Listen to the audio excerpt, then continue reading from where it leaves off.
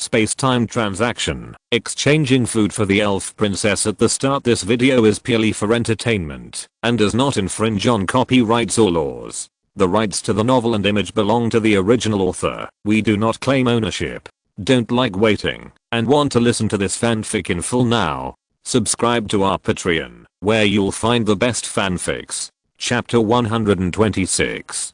Soon, a short film titled Rebirth was released on the official website of SYNOPSIS Group and the official accounts of various platforms. At the beginning of the video, there is a small island with some green plants, but it looks a bit bare from a distance point. Some dilapidated wooden sheds can be vaguely seen on the island, and there are some small fishing boats on the beach. Obviously, this is what Penglay Island looked like before. Then the picture turned, and the dilapidated island in the aerial photo disappeared, replaced by a large flat land like a desert in the sea, which suddenly appeared in the middle of the sea. Anyone with a little common sense can easily see that this bare island is now many times larger than the previous island. Then the picture flashed, and it was the process of large-scale building manufacturing modules rapidly transforming the island. The acceleration effect can be clearly seen in the video. Under this effect, the bare island quickly grew. Green plants began to grow from the coast and soon covered the entire island. At the same time, buildings have sprung up in the middle of the island like mushrooms after rain, even faster than the speed of green plants covering the island.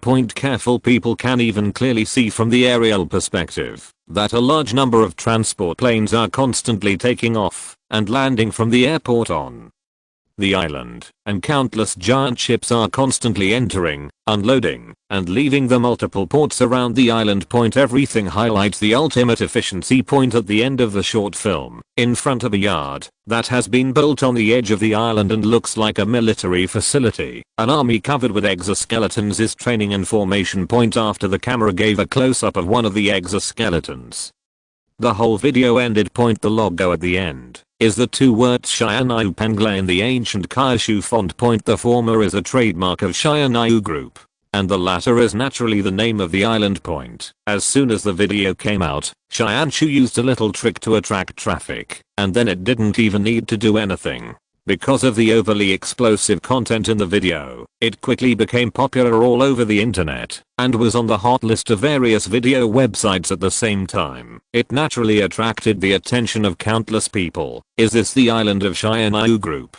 Didn't the Aborigines come to the island a few days ago? Now you tell me that the island has been transformed and the area has been expanded so much. Damn, this efficiency. Is it a fantasy movie? Are you stupid? Didn't you see the fast forward?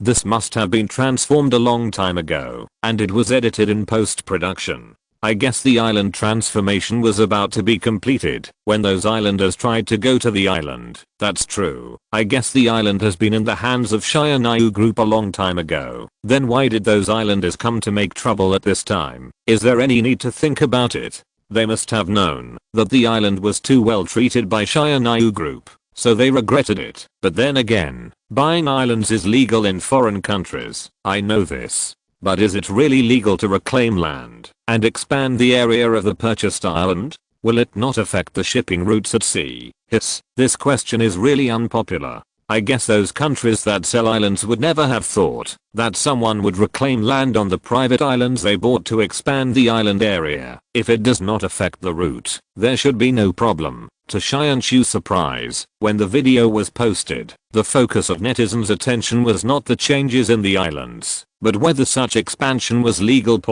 And because the popularity was so terrifying, legal bloggers who took advantage of the popularity soon came out to popularize the knowledge of netizens. Some said it was legal, and some said it was not. In short, each said it was reasonable. As for the legal basis, there was not a single one. After all, no country is really idle enough to legislate for such a niche matter. Fortunately, it didn't take long for someone to get the topic back on track. A small blogger with only a few hundred fans made a video with a very explosive title called "With This Thing, You Actually Care Whether What SYNOPSIS Group Does Is Legal?" As soon as the video came out, it was quickly promoted on the website and soon received millions of likes, because the content is also very simple, mainly from the last part of the video released by Shy about the exoskeleton armor, and also cut in part of the video of the power armor intercepting the islanders in the fleet a few days ago, and the video is also accompanied by some copywriting. Have you all forgotten the power armor sent by Shy group when the islanders attacked the island? Damn, although these at the end of this video look different from the previous two, aren't they also power armor? With so many of these things, what laws do they need to manage? Bald Eagle should also think twice before moving Shy group, right? When netizens saw it, they immediately remembered the power armor that had just caused a heated discussion on the internet a few days ago.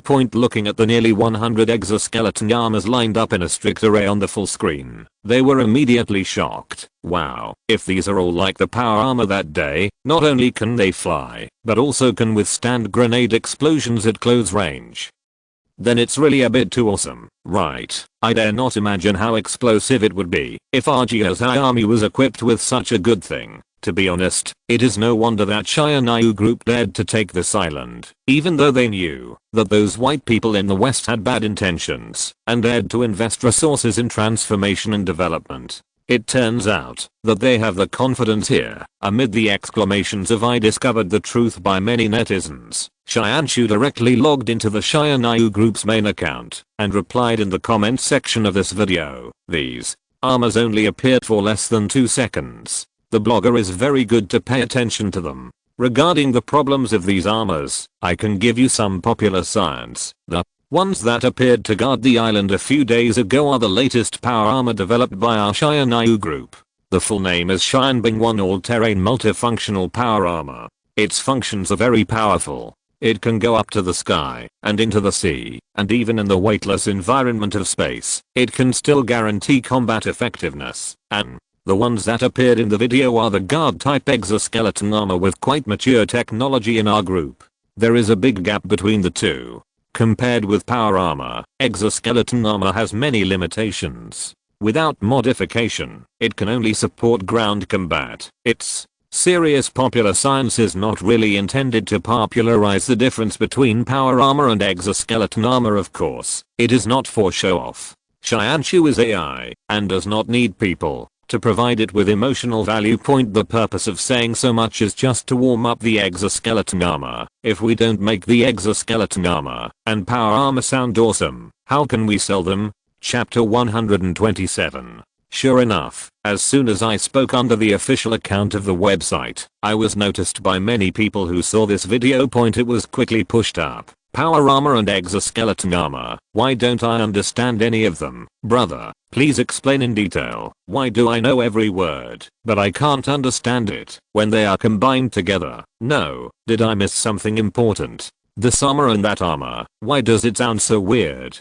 Is this still the 21st century? Impossible. Absolutely impossible. Brothers, listen to my analysis carefully. These so-called humanoid armors are simply unreasonable designs. The demand for materials is too high. If there are such awesome materials, wouldn't it be much more awesome to build a tank than to build these armors? You can't build these weapons and equipment just to look cool, right? What official people? You are talking about the large mechas in anime and movies. That thing really has no practical significance, but what does it have to do with this exoskeleton armor? If these power armor and exoskeleton armor are really useful, then the people wearing them are super soldiers, and the improvement in the combat of the army is absolutely huge. No need for rifles. Didn't the power armor have been demonstrated in actual combat a few days ago? It can take bullets and resist grenades, and it's nothing. It has infinite strength and can fly. This is definitely a super soldier. If this exoskeleton technology is mature, it is very likely to completely change the form of modern warfare. This is definitely an epoch-making invention. Shy group dares to brag. You really dare to believe it? The bald eagle has not developed this technology. How can you have it? Don't think about it. Stop bragging. Be pragmatic. The above is transferred to manual. For a while, There was a lot of discussion in the comment area but in fact, most people still don't believe it after all. Whether it is power armor or exoskeleton armor, they are epoch-making products, and they are still a bit too supermodel in the current blue star. This kind of thing is that, if you put it in a science fiction movie, the audience will shout good job but in reality, everyone will only think it's fake. Many people did watch the scene of the power armor in actual combat a few days ago. After all, not many people saw it through the live broadcast at the first time. Most people only knew about it after watching the live video slice. In addition, they wanted to send islanders to the island to discuss Tsuyi, but failed and got slapped in the face. Western high-level officials chose the relevant news of this incident without any prior agreement. So that there was no report about the incident on the external network at all, which made many people think that this was simply fake news. And the video was also fake, and there was no such thing. So, even if the official account of Shianayu Group came out to say these things now, there are still many people who don't believe it. However, Shianshu doesn't care about this kind of thing, and controversial topics are easy to spread. And it knows very well that Tsuyi is a person with a very bad taste, especially likes to open a small account to settle accounts with those who made anti-Sky remarks and were hit by boomerangs afterwards. Now it is vague and deliberately not clear, just to provide its boss with materials for finding fun on the internet. Soon, the debate on whether the power armor and exoskeleton armor are real or fake has not been resolved. There are careful people over there who found something more explosive in the video posted by Shianshu. The video looks like it was edited in an accelerated manner, but in fact, it was shot in one shot from the beginning to the end of the island transformation, with only acceleration in the middle and no editing. When the blogger first mentioned this, there was a little cutie who was very puzzled and said that it was just not edited. What was there to talk about? Then the blogger pointed out the most critical part. Brothers, you are blind. The sky only got dark 3 times from the beginning to the end of the island transformation. Do you know what this means? If there is no editing, it means that they completed the transformation of the entire island and the construction of the buildings on the island within 3 days. As expected, this person was scolded. The main reason is that they transformed such a large island within 3 days and built so many buildings, which is even more magical than those exoskeletons and power armor. The most important thing is that everyone can see that most of the plants were seedlings when they were first planted, and they all grew up by the end of the video. It is too counterintuitive to say that this can be done within 3 days. As for the question that the video content was not edited, although it is reasonable, most people think that it was definitely edited based on common sense, and that a very long construction and transformation process was edited and condensed into this short video. But soon, in addition to the first person to discover it, many people who are professional in video editing came out to mention this issue. Some people even analyze the video frame by frame, proving that the video was definitely not edited, but only accelerated. For a time, many people changed their views again. Soon the internet was divided into 2 factions, those who believed that Shianayu Group would complete the island transformation within 3 days and those who did not believe it. The 2 groups quarreled into a mess, and at the same time, the 2 different groups quarreled about the armor. It can only be said that Shianshu, as an AI, is worthy of being a master of playing the internet. A simple video brought the rhythm to fly and directly confused the onlookers, but obviously its purpose was achieved. Where would the attention come from without quarrels? How to attract more people to the ceremony of the establishment of the Shianayu Group headquarters. How to spread the reputation of the exoskeleton armor to attract buyers. Everything is in Shianshu's plan. Of course, if he wants, he can completely use his own ability to hack into the back end of major websites, force himself to divert traffic, and increase attention. But that is a way of playing outside the rules after following Tsuyi. Although it has almost become accustomed to being an outlaw, most of the time Shianshu is more disciplined than people. While Shianshu was frantically fanning the flames and setting the pace, the island of Shianayu Group finally welcomed the first batch of guests as 5 of Jiao's latest transport planes slowly landed at the airport. Jiao's official delegation also landed on Penglai Island. It is obviously a waste of natural resources to use transport planes to transport people, but there is no way. Who made no one come here before today? Jiaozhao thought that the airport Suyi mentioned was a temporary battlefield airport, so naturally they did not dare to find a few civil airliners to fly over directly. The leader of the delegation was of course Old Man Lin. He not only had a good relationship with Suyi, but also had sufficient status and qualifications to represent Jiaozhao. In order to promote the product, Suyi gave enough face this time. Not only was the red carpet laid, but there was also a welcoming formation of 50 security soldiers wearing exoskeleton armor on both sides of the red carpet. Old Man Lin just got off the plane and saw Suyi. He was about to complain to him about why he didn't say so earlier when the airport was so good.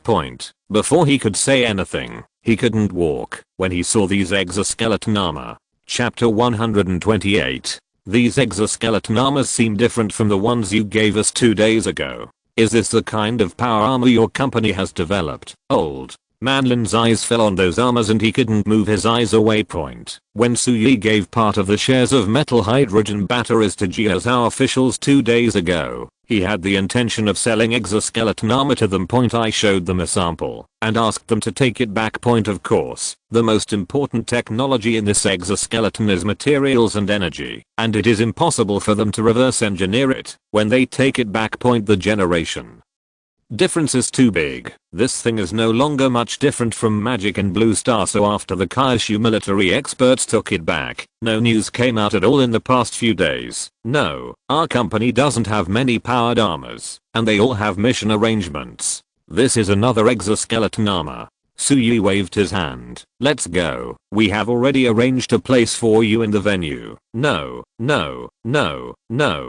no rush. Old Man Lin said quickly. Isn't it the point yet? How about we talk about this exoskeleton armor again?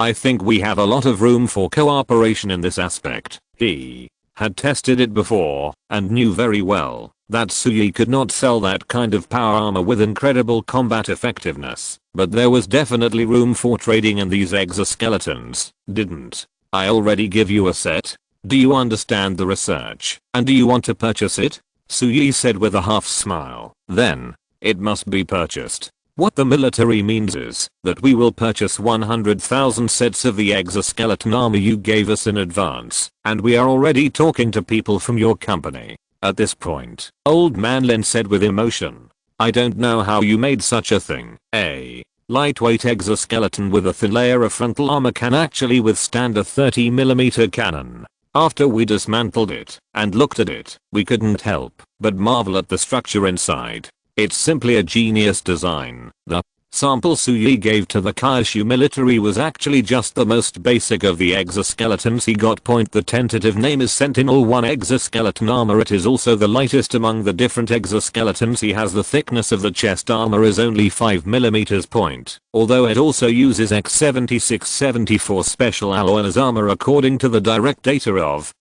X7674 special alloy. It is impossible to withstand the 30mm cannon armor piercing projectiles from the front. This effect is mainly due to its very sophisticated internal design, which can reduce the kinetic energy of bullets to a certain extent, allowing the armor to withstand smaller impacts. This is just like the reason why a tank using sloped armor has a much stronger defense than a tank using vertical armor under the premise of the same material and thickness. Only with excellent materials and excellent design can the role of materials be maximized. There are so many outlaws in Bailu's world, and the frequency of wars is much higher than that of Blue Star. There is certainly merit in weapon design. By the way, there's also the metal hydrogen battery you put in the exoskeleton as a power source. Isn't this a bit outrageous? It's so big, I guess it only weighs 1 or 2 kilograms, but it can actually support the exoskeleton's high intensity combat if it's stuffed in a week. How on earth did you do this? The old academics at the Academy of Sciences didn't have much hair left, and now they are really going to be bald. Old Man Lin complained as he walked. To tell you the truth, I came here with a lot of tasks. The first one is to help them ask you how to deal with these things. If there were no laws in this world, I think they would all want to. The scientific researchers of Shianayu group grabbed it and opened the head to see what was inside. He has seen the world. He has been in the army for more than 10 years. After retiring, most of the work he participated in was related to the army. I'm very familiar with the development process of the army, and I also have a lot of experience in how various new weapons and equipment are invented and used. But the Sentinel-1 exoskeleton Suyi gave him still had a huge impact on him. Mainly because this thing is a bit outrageous and over the top. After a soldier wears it. After a period of training, the marching speed can easily reach more than 100 km/h, and the normal load-bearing capacity exceeds 1 ton. Under extreme circumstances, it can carry up to 1.8 tons of weight in a short period of time. If the damage to the armor is not considered, even it's not impossible to carry 2 tons. The battery life is even more incredible. With a small battery inserted, if you do nothing but use the exoskeleton for emergency marching, it can run close to 15,000 kilometers under ideal conditions. Even if we put aside factors such as the energy loss caused by different terrains and the driver's own intolerance, it can run at least 10,000 kilometers without interruption. Even if the power is cut off, you can keep running by replacing the battery. Compared to this thing's load-bearing capacity of over 1 ton, a battery weighing less than 2 kilograms is just a drop in the bucket. That is to say, it is a relatively peaceful period now, and chaos will really break out in wartime. If Kyushu can equip a large number of this kind of armor, it will be a dimensionality reducing blow to the armies of the current Blue Star countries. There is no need for airdrops, landings, etc. If you start directly from the mainland and run with 1 pair of legs, you can penetrate the Eurasian continent within a week. Although Suyi had not carefully understood the parameters of these exoskeleton armors before, he was not surprised at all when he heard Old Man Lin boasting about them. This is a basic equipment used by interstellar civilizations for ground troops landing on planets. Apart from other things, the endurance is definitely full. In Bailu's words, wars involving the entire planet, even if the opponent's defense in space is completely solved, it is often difficult to attack the ground and establish a long-term base without a year or 2. Because everyone has a variety of awesome weapons. Facing a planet without any foundation, even if you have air superiority, it is difficult to gain a foothold on the surface. Orbital airborne brigades, like hers, are cannon fodder when they are really airdropped into the surface of a strange planet to fight. Their only role is to disrupt the enemy's ground deployment and clear a safe zone for subsequent troops to establish a base. They are also cannon fodder. Elites with power armor can rely on the powerful performance of the power armor to leave the surface of the planet and run away if they find that the situation is not right. Those wearing exoskeletons can only survive in the midst of thousands of troops. In this case, it is necessary to ensure that the exoskeleton has a long endurance. It's inhumane to throw people down as cannon fodder. The armor ran out of power after only 2 days of use. Who the hell would play with you? Old Man Lin praised the armor Suyi gave him, and when he saw that it was almost done, he finally showed his true colors. Zaro. Su, I see that the exoskeleton you have here is not the same as the one you sold to us. Can you give me a few more sets? If you're listening to this novel on a channel other than Fanfic World, it means they downloaded and uploaded it without effort. We cordially invite you to visit our channel, Mundo Fanfic Novelos. There you'll find the original version of this story and you can explore many other novels of various genres. We're waiting for you to immerse yourself in a world of incredible novels. Chapter 129. Seeing that the old man finally revealed his purpose, after preparing for a long time, Suyi refused without thinking. Don't even think about it. To tell you the truth, the one sold to you is the Sentinel-1 exoskeleton armor, and the one you see now is a latest Sentinel-3 exoskeleton armor. It's not for sale. We keep it for our own use. Although Old Man Lin had guessed it a long time ago, he was still disappointed. What a pity. This thing looks stronger than the exoskeleton you gave us. Sentinel-3 is classified as heavy exoskeleton armor in our exoskeleton sequence. I won't tell you the specific data. Simply put, it can tear apart the mainstream main battle tanks in the world. The so-called Sentinel series is simply a name Suyi randomly picked after getting the production line. Bailu gave him a total of 3 production lines of different exoskeleton armors. Each one was designed and manufactured by a different arms dealer in their world. They had nothing to do with each other, and the design styles were also very different. The only difference is that these exoskeletons all share the exoskeleton rating standards of their world, the Interstellar Federation. The three types of armor represent three different models: light, medium and heavy. The medium-sized exoskeleton armor named Sentinel-3 by Suyi, even in Bailu's world, is the leader in mass-produced exoskeleton armor. Aside from those purpose-built exoskeletons, there aren't many that are as powerful as this one. The power armors Bailu gave him could only be regarded as light power armors in their world. Compared with this heavy-duty exoskeleton, they were not necessarily ahead in all aspects. Heavy exoskeletons have many parameters that are even more exaggerated than power armor. Therefore, Suyi was destined to be unable to sell this thing. So, you still have medium-sized exoskeletons? Can you sell them? Old Len's eyes lit up. Suyi glanced at him and said nothing more. But sometimes, not saying it is already saying it. If you don't refuse, of course it's okay. In fact, in Suyi's case, the Sentinel-1 exoskeleton is positioned so that anyone in the world can buy it, and he will sell it to anyone who dares to buy it. As for the medium-sized exoskeleton Sentinel-2 with stronger combat capabilities, there is a certain purchase threshold. Currently, he plans to sell it to the Kaishu family. It remains to be seen whether he will sell it to others later. As for the Sentinel-3 heavy exoskeleton and power armor, they are not for sale, at least for now. He had originally planned to sell the medium-sized exoskeleton to Jiazhao, so of course he would not refuse it directly. But even selling this kind of thing is not that simple. It is impossible to just collect money. There is still room for negotiation as to how to sell it, how much to sell it for, and what price Jiazhao needs to pay. Don't rush this moment.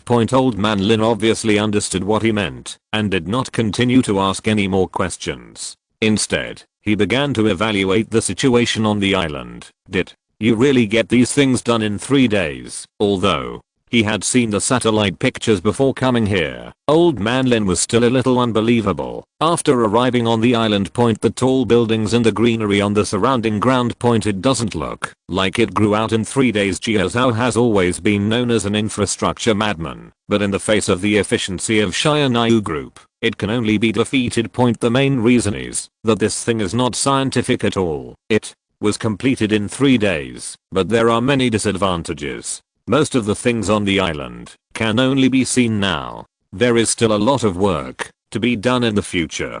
Suyi replied simply, "It's unbelievable." Old Lin couldn't help but marvel. There are a lot of unbelievable things, so calm down. I can't afford to scare you at your age on my island. What are you talking about?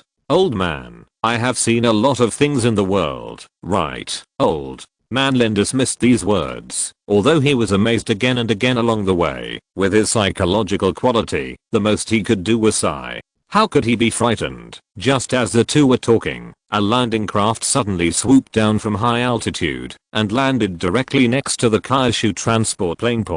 When it was less than 10 meters above the ground, it corrected its flying attitude, finally hovering completely less than 1 meter above the ground, and then slowly landed. Old Man Lin, who had just said that he had seen the world, was stunned and stood there with his mouth open. After a while, he pointed at the landing craft and said, this, what is this? Oh, this is our company's self-developed aircraft. Isn't it pretty good? Suyi said with a smile. With a carrying capacity of 1,000 tons, it can go to the sky or the sea without any problem. You mean this thing can still go into space? Old Man Lin swallowed, his eyes shining as he looked at the landing craft. Not to mention going to space, its speed can completely escape the gravity of the blue star, and it can even go to the moon. Suyi looked at the old man's expression of wanting to climb up and kiss them, and said with some humor, "Not for sale. Don't think about it. It's a pity. It's a pity." He said this, but Old Man Lin never moved his eyes from the landing craft. Halfway through, he pointed at the obvious weapon mounting points in a movable cabin at the bottom of the landing craft doorway. What is this? A weapons system. Well, it's mainly used for ground strikes. It has a carrying capacity of 1,000 tons, can go into space, and can also hit the ground. Old Man Lin couldn't help but take a breath. Isn't this thing invincible? With the current technology of the Blue Star humans, it is difficult to deal with ultra high altitude units tens of kilometers above the ground. Not to mention higher positions. Hearing Suyi's words, Old Man Lin couldn't help but imagine driving this aircraft to space hundreds of kilometers above the ground, throwing all kinds of messy things down, and the opponent could only stare blankly. Hearing him say this, Suyi was not modest and said generously, as far as the current human technology is concerned, it is indeed invincible. Okay, there are our specially prepared reception staff in the back, let's talk later. After that, he walked directly to the landing craft that had just opened the hatch. The people who could let him send a landing craft to pick up were naturally his parents. As soon as he walked forward, he saw Yuling helping his mother Li Yi walk down, and his father looked around with curiosity. Before, Suyi told his family that he made a little money from doing business later. As the scale of Xianyu Group grew, he simply stopped pretending and told his family that he was the boss of Xianyu Group and had countless wealth. He hid it at first because he was not strong enough and had many concerns. He was also afraid of scaring his parents later. As his strength grew stronger, he no longer had those concerns, and during this period, he constantly raised the threshold for his parents to increase their acceptance. Naturally, there was nothing inconvenient to say. Chapter 130. There was no other reason for bringing my parents here. They just wanted to come and see for themselves before they came. They knew that today was a big day for Xianyu Group, so they didn't stay for long. After talking to Suyi for a few words, they urged him to get busy. Then Yuling took him to visit the island that belonged to her son. Yuling was obviously very willing to do this, including picking up Suyi's parents. It was Yuling who took the initiative. Although it was the first time they met, it was not difficult to see that she had already gained enough favorability in front of the two elders, so much so that after knowing the relationship between the two, Suyi's mother took him aside and quietly asked him when he and Yuling would get married, and she couldn't let such a good girl be snatched away by others. Suyi couldn't do it. He really wanted to say that the last person who dared to flirt with Yuling. Now the whole family's grave is almost overgrown with grass, and he and Yuling had already obtained the marriage certificate. But this matter is not easy to say. If I really say that, my mother is probably thinking about when he will go home to get the household registration booklet. Suyi gave Jiazhao a quota, except for 100 for Jiazhao itself. The other 200 were evenly distributed among Jiazhao. Many countries sent representatives here. Because the quota is limited, there are naturally no media from other countries here. Only a few official media from Jiazhao are qualified to go to the island. This was sent after the Jiazhao officials consulted Xianyu Group in advance. If Xianyu Group did not agree, there would be no media on the island now. There are few media, but it does not mean that the momentum of this completion ceremony is small. From the moment that several Jiazhao media went to the island, the global simultaneous live broadcast has begun. The official media's cards, coupled with Xianyu Group, a recent hot word on the internet, quickly attracted a large number of viewers as to how long it took to build Penglai Island. The internet had already been in a mess a few days ago. Now that the live broadcast on the island has started, there will naturally be another round of debate in the live broadcast room. Although the official knew that the island was built by Xianyu Group in 3 days, since Xianyu Group did not say anything, they certainly would not bother to explain it and let the audience argue here. But as the live camera and reporters went deep into the island, this debate soon turned into various exclamations. Apart from anything else, the scenery on this island is really good. Indeed, the blue sky and white clouds, the clear sea water, and no pollution can be seen. If it can be opened for vacation, I want to go and see it. You want to eat shit? Didn't you see what the Xianyu Group's official website said? This island will be one of the benefits of Xianyu Group employees in the future, and it is not considered to be open to the public at present. I have a friend who works in Xianyu Group. This is indeed the case. He also showed me the company's latest employee welfare table, which includes information about Penglai Island. All employees of Xianyu Group can go to the island for vacation every year, for a period of 1 month, and can bring up to 3 relatives, with travel expenses and food and accommodation all included. Moreover, this is the headquarters of Xianyu Group. Employees working at the headquarters can live there for a long time, and they will be allocated housing after a certain number of years of service. Have you seen other buildings on the island besides the headquarters building? Most of the buildings are residential buildings, which are allocated to employees. Schools, hospitals and other facilities will be built later.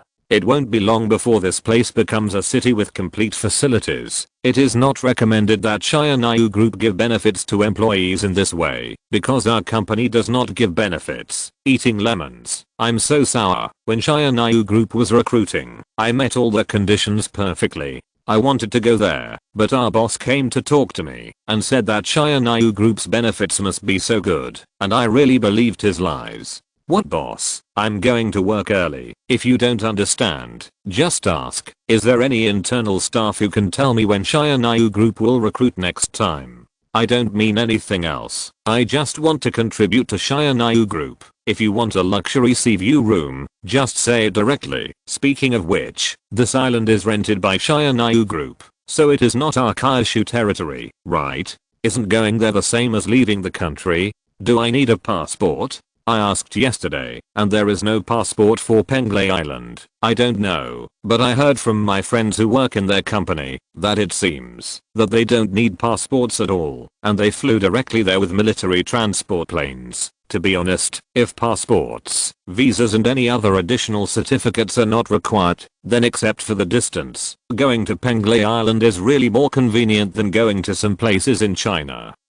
Right, it's hard to say. Anyway, it doesn't seem to be necessary at present. The official and SYNOPSIS Group have tacitly agreed that employees can enter and exit at will without any documents. There are too many points that can be discussed in SYNOPSIS Group, and it is also the live broadcast room of the official media point. Soon the number of people in several different live broadcast rooms exceeded 5 million as time went by. The completion ceremony of the SYNOPSIS Group headquarters finally reached the stage of being about to begin. The live broadcast perspective also shifted from various areas on the island to the main building of the SYNOPSIS Group headquarters, which is a landmark point. The building is more than 2,000 meters high, and you can hardly see the end when you look up from the ground point. The lowest of the other high-rise buildings around the building is more than 1,500 meters. Being in it, it seems that you have instantly entered a first-tier metropolis composed of steel forests from a pleasant island point in particular.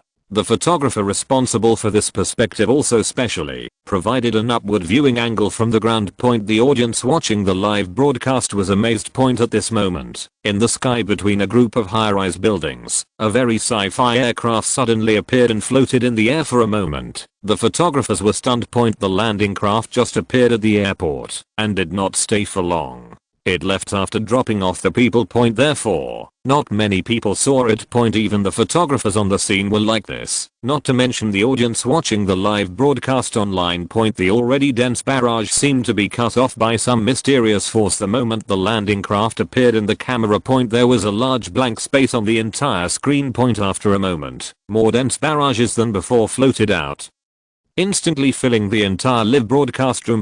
Most of them were exclamations such as "fuck" and "what is this thing?" This fanatical barrage reached its climax as the landing craft slowly lowered its altitude in a stable posture and finally landed steadily at the door of the building.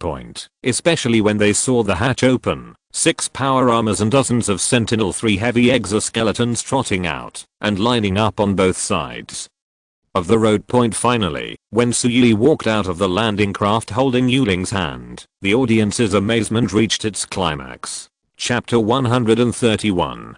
Such a cool way of appearance was obviously Sui's own idea. The effect was also very significant. Even old man Lin, who had seen the landing craft before, was now open-mouthed and completely confused. He was so awesome in his heart. SYNOPSIS Group had such a big show today, and he knew in advance that unlike the previous press conferences hosted by Yuling, Sui would appear in person this time. Naturally, he was curious about how he would appear in public for the first time in such an occasion. Never expected that he would do such a ruthless thing. Previously, everyone was still curious about why there was such a large open space at the entrance of the main building. Now we know that it was Sui who left it there to show off. The spacecraft entered the venue, the power armor led the way, and the heavy exoskeletons lined up on both sides.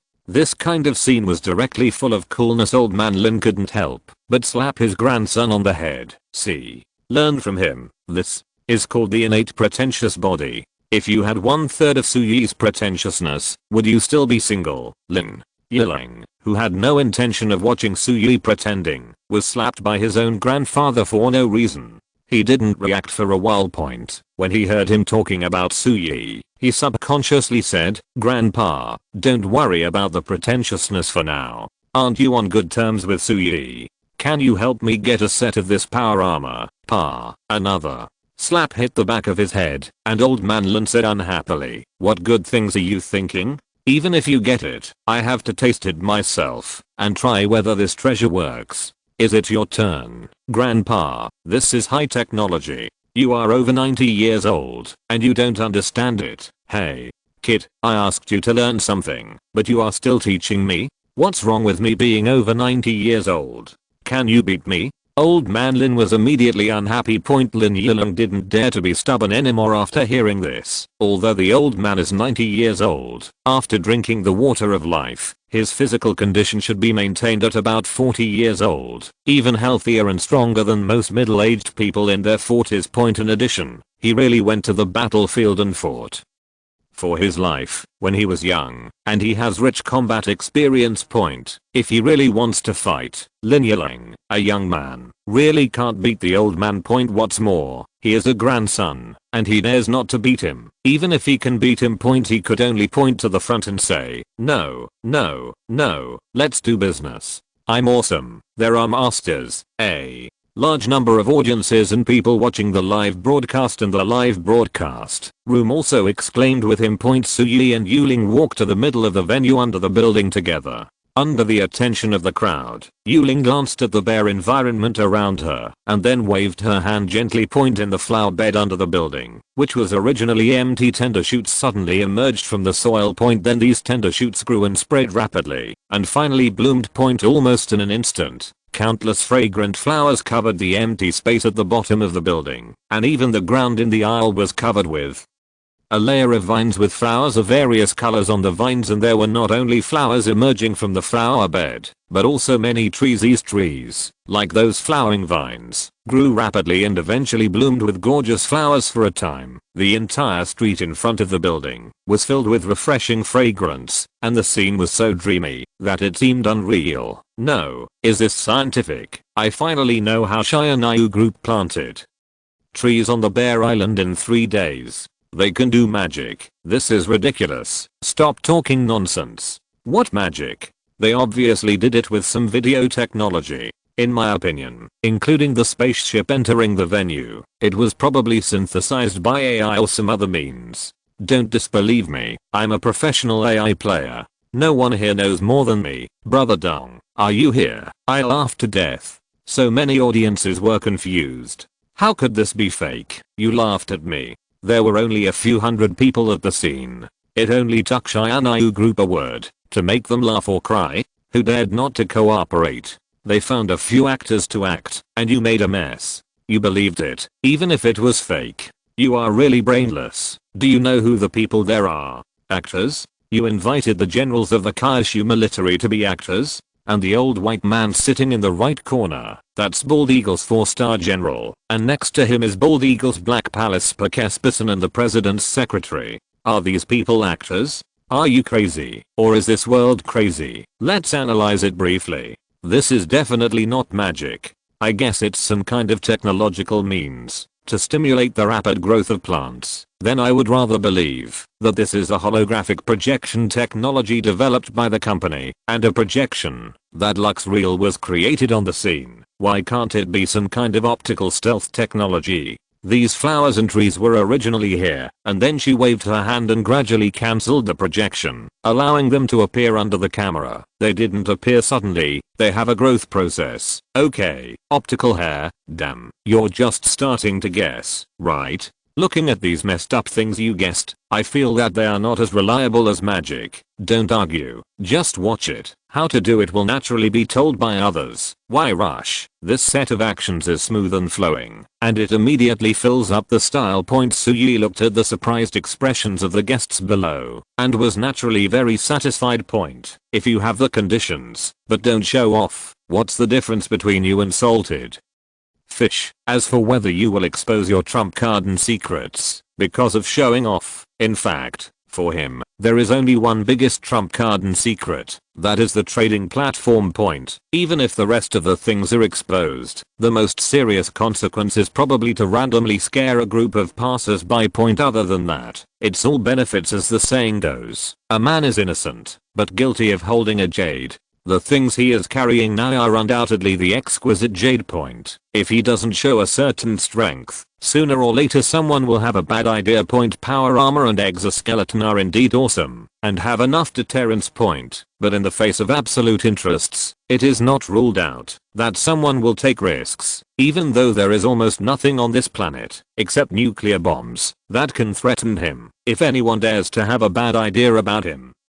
He is fully capable of striking back. Point. But after all, he is not completely invincible. If a conflict really happens, who knows what will happen if it really gets to the head. Point. If things go wrong, the entire Blue Star Online might have to be relaunched. Point. A completely destroyed world is not in his interest. Point. So there is no need to hide all the good stuff and conduct phishing enforcement. Point. It can save a lot of trouble to release some of the trump cards as a deterrent. Chapter 132. The metal hydrogen battery cells a rectangular block shaped like a brick. Point. At the same time, behind Suyi, the headquarters building of Shianayu Group also turned into a huge screen. Point. The objects on the display table were directly projected on the screen as a close-up view, so that people at the scene could see clearly. What's this? The black block looks like it is made of some kind of plastic material. What does this have to do with those flying armors? No way. Some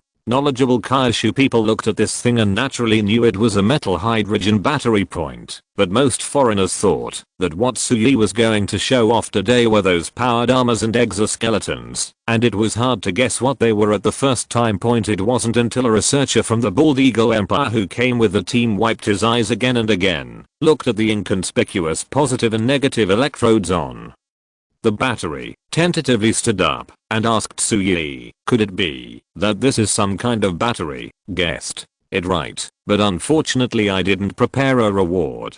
Suyi said with a smile, this is the latest product of Shianayu Energy, a subsidiary of our Shianayu Group. It is made of a completely different structure and material from all batteries currently on the market. The current mainstream on the market should be lithium batteries, right? I can tell you clearly that it is completely different from lithium batteries. That's it, a metal hydrogen battery. I won't go into details about the specific principles with you. I guess no one is here to listen to my academic thesis. I'll give you a brief summary of its data. The first is the most important energy density issue of the battery. Within the same volume, the energy density of metal hydrogen batteries is 900 times that of gasoline. What? How many times? This is absolutely impossible. I absolutely don't believe it. Before Suyi finished speaking, the entire exhibition site exploded. Point. Of course, because most of the people present today are political figures from various countries, and not many are actually engaged in scientific research. Most people were confused when they heard this data. Only some knowledgeable people immediately tensed up after hearing this terrifying number. Can't live. Point. There are only a dozen of these people in total. Point. After all, the number of places in each country is limited. Many countries only have 1 or 2 people coming, and not many can bring their own scientific researchers with them. Point. However, just the exclamations from these dozen people created quite a momentum. Point. Suyi had to stop blowing. Point. However, he is not disgusted by this. If these people are not surprised, how can they highlight how awesome Shianayu Group's products are? What you want is this effect. Chapter 133 Hardcore Experiment. How many times more?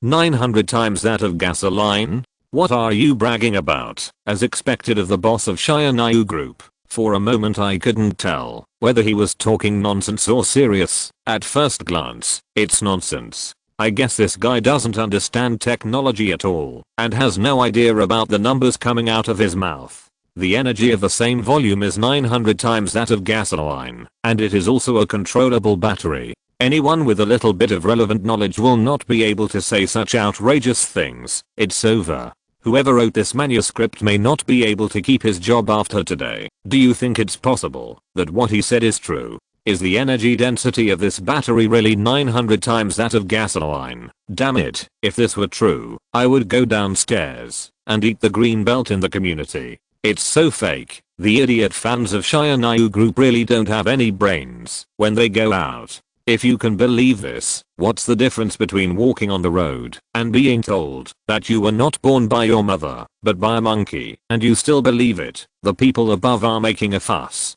Do you know what metallic hydrogen is? Just call it here. If it were a metal hydrogen battery, the energy density would probably be so high. The difficulty lies in how they made it into a battery. No, hydrogen. Can this thing come into contact with metals? I haven't read much, but I still passed junior high school chemistry. Don't lie to me. Nothing is impossible. I have a feeling that SYNOPSIS group is really going to be big now. Just wait and see. I think so too. If this is true, the previous debate about what energy source power armor uses can also be explained. They really have black technology. Indeed, with such a battery with extremely high energy density, it is not impossible to create an exoskeleton armor using current technology. Wait a minute, if this battery is so awesome, no, I have to sell all the energy stocks in my hands quickly. Damn it, I just bought an electric car. The audience at the scene was stunned and in disbelief, and the people watching the live broadcast were certainly not much better. Moreover, there are more people in the live broadcast room, making it easier to think divergently. Some people think it is fake, and of course some people think it is true, after seeing the unreasonable products released by SYNOPSIS group before the two groups even had time to start a fight. Someone immediately realized something was wrong. Especially those who play stocks and funds. Their noses are sharper than the other, and they will immediately sense that something is wrong. No matter whether the metal hydrogen battery of SYNOPSIS group is real or fake, since it dares to announce it now, it may be difficult to prove it in a short time point. If it cannot be falsified quickly, it will become inevitable that the relevant sections of the stock market will plummet.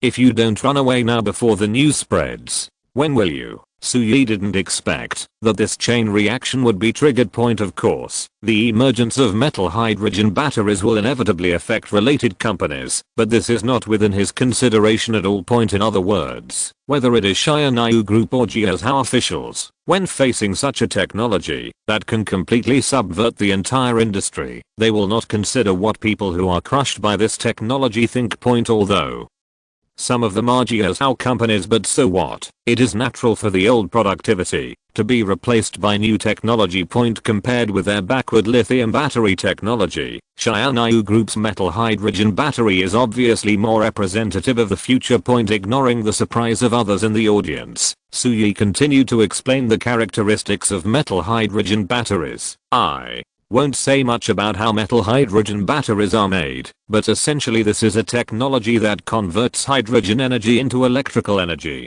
Compared to lithium batteries on the market, metal hydrogen batteries that are mainly hydrogen will not produce any pollution even if they leak. Hearing this, a Western scientist suddenly raised his hand and said, "Mr.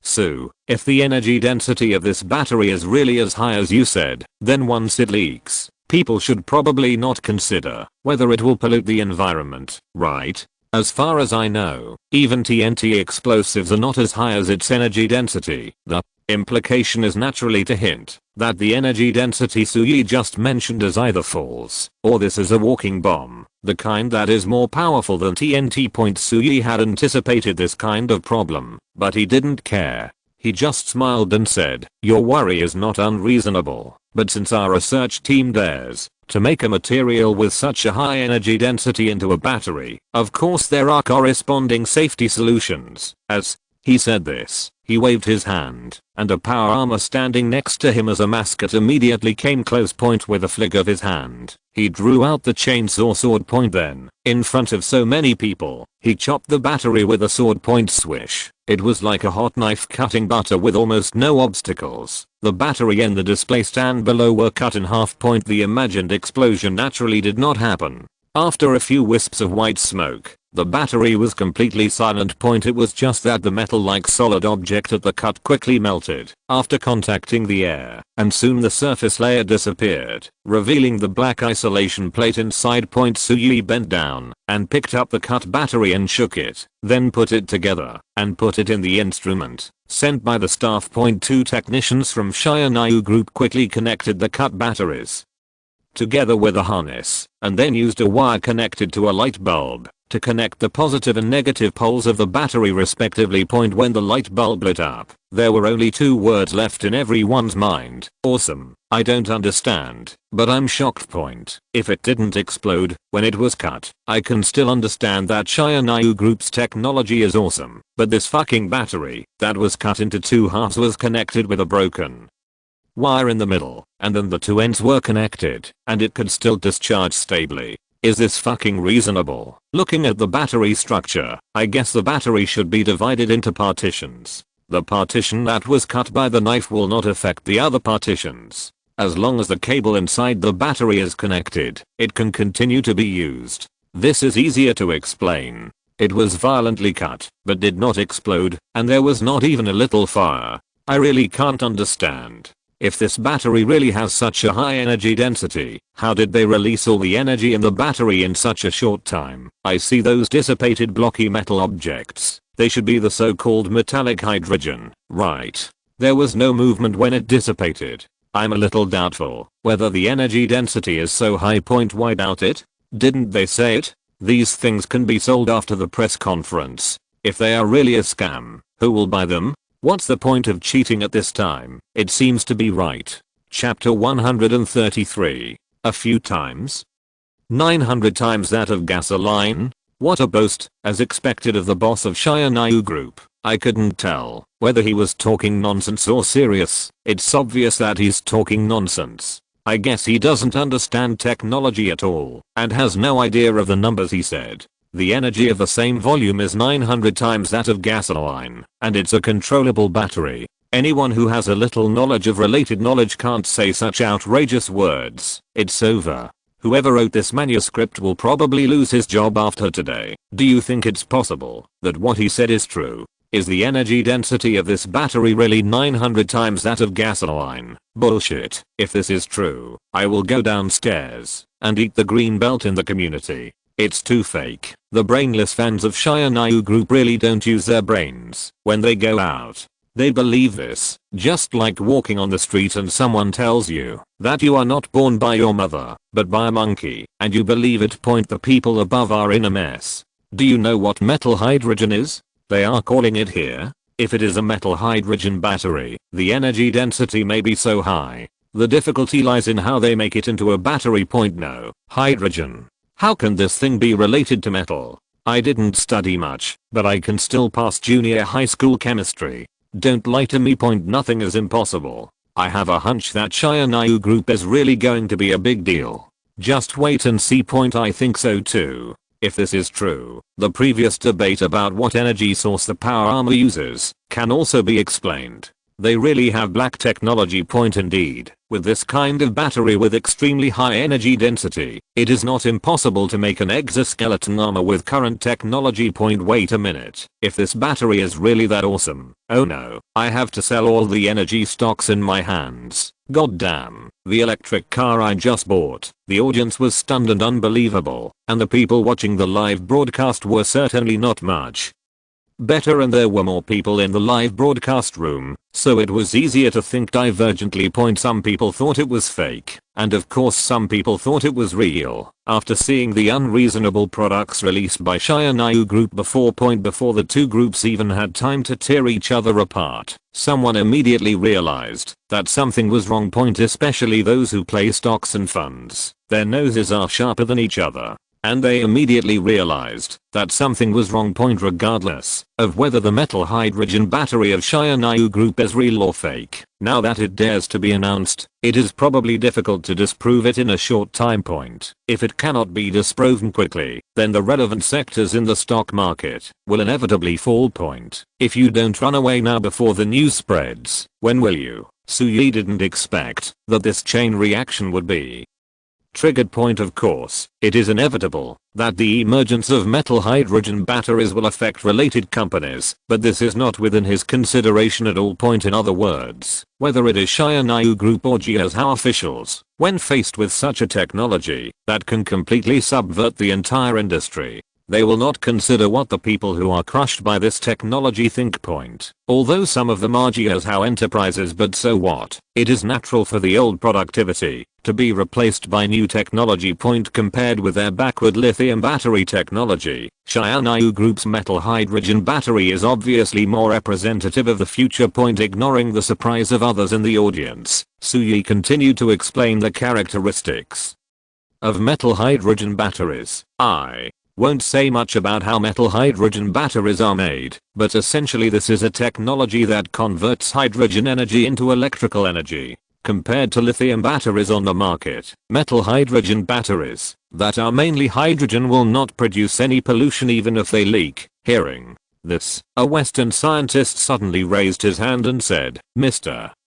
Su, if the energy density of this battery is really as high as you said, then once it leaks, people should probably not consider whether it will pollute the environment, right? As far as I know, even TNT explosives are not as high as its energy density." The implication is naturally to hint that the energy density Sui just mentioned is either false, or this is a walking bomb, the kind that is more powerful than TNT. Sui had anticipated this kind of problem, but he didn't care. He just smiled and said, "Your worry is not unreasonable, but since our research team dares to make a material with such a high energy density into a battery, of course there are corresponding safety solutions." As he said this, he waved his hand, and a power armor standing next to him as a mascot immediately came close. With a flick of his hand, he drew out the chainsaw sword. Then, in front of so many people, he chopped the battery with a sword. Swish. It was like a hot knife cutting butter with almost no obstacles. The battery and the display stand below were cut in half. The imagined explosion naturally did not happen. After a few wisps of white smoke, the battery was completely silent. It was just that the metal-like solid object at the cut quickly melted after contacting the air, and soon the surface layer disappeared, revealing the black isolation plate inside. Sui bent down to pick up the cut battery and shook it, then put it together and put it in the instrument sent by the staff. 2 technicians from SYNOPSIS Group quickly connected the cut batteries together with a harness, and then used a wire connected to a light bulb to connect the positive and negative poles of the battery respectively. When the light bulb lit up, there were only 2 words left in everyone's mind: awesome. I don't understand, but I was shocked. I can understand that SYNOPSIS Group's technology is awesome if it didn't explode on the spot, but this fucking battery that was cut in half was connected with a broken wire in the middle, and then the 2 ends were connected to the wire, and it could still discharge stably. Is this fucking reasonable? Looking at the battery structure, I guess the battery should be divided into partitions. The partition that was cut by the knife will not affect the other partitions. As long as the cable inside the battery is connected, it can continue to be used. This is easier to explain. It was violently cut but didn't explode, and there was not even a little fire. I really can't understand it. If this battery really has such a high energy density, how did they release all the energy in the battery in such a short time? I saw those dissipated blocky metal objects, which should be the so-called metallic hydrogen. There was no movement when it dissipated. I'm a little skeptical about whether the energy density is so high. Doubt it. Didn't they say it? These things can be sold after the press conference. If they are really a scam, who will buy them? What's the point of cheating people at this time? It seems to be true. Chapter 134. A small battery shocked everyone present and didn't know what to say. Don't worry about the authenticity of the energy density. even if it is fake. The fact that this thing can light up a light bulb when connected to a wire is enough to prove that it is indeed a battery. What kind of battery can be cut violently without catching fire, smoking or exploding? There really isn't one on the market right now. This technology alone is worth thousands of dollars, not to mention the energy density that Sui vowed to have within the same volume is 900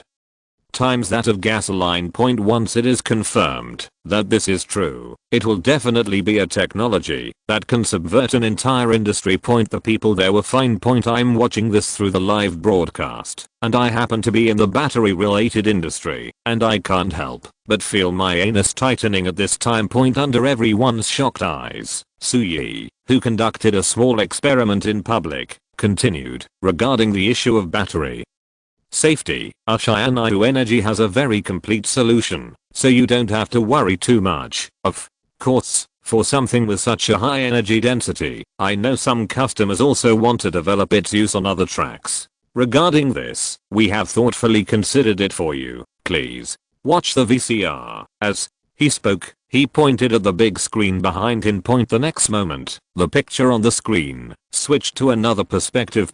Everyone was stunned for a moment before they realized that this was actually the perspective of the powered armor on the side. Then they saw the power armor directly pick up one of the severed batteries on the display, stand and fly directly into the sky. In an instant, we arrived at the deserted seaside. From the first person perspective, the driver of the power armor casually threw the half of the battery into the sea. Boom. Along with the fiery explosions coming from the screen, the audience at the scene soon heard explosions coming from far away.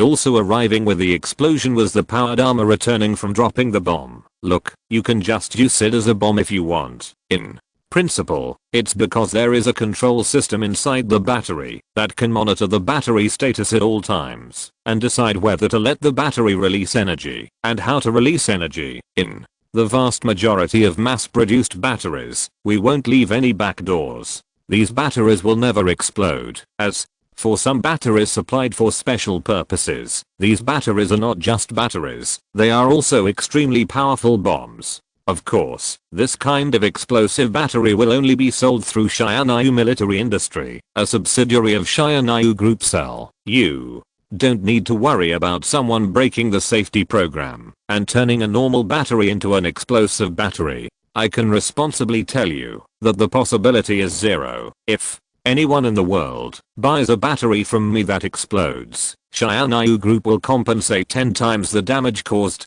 To put it simply, he not only wants to sell batteries, but also bombs. After all, Bailu had made it very clear when he gave this thing to him. Metal hydrogen, or thing with an absurdly high energy density, is one of its important uses as an explosive. Wouldn't it be a huge loss to just sell it as a battery? While talking, Sui shook half of the battery in his hand. The audience in the audience had just witnessed the power of the explosion of the other half of the battery, and they couldn't help but shrink their necks when they saw this. What's special? Don't look at it. After the battery is cut off, only the size of a palm is left. With the power of the half battery explosion just now, knowledgeable people can probably estimate that it would take at least dozens of kilograms of TNT to produce that kind of effect.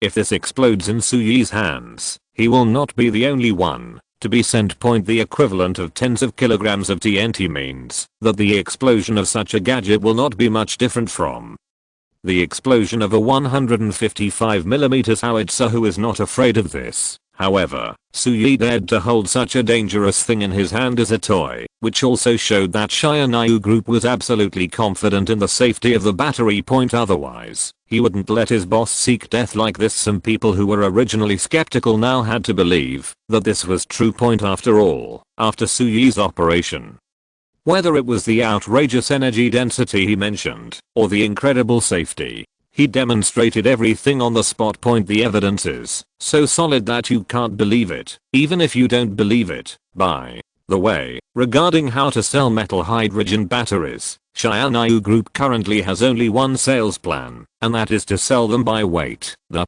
value of metallic hydrogen itself is fixed. You can understand it as a kind of gasoline. The price of the shell that controls the storage of metallic hydrogen is uncertain and depends on different styles. It means we can make whatever kind of battery you want. But the more complex and sophisticated the battery casing is, the more expensive it will be.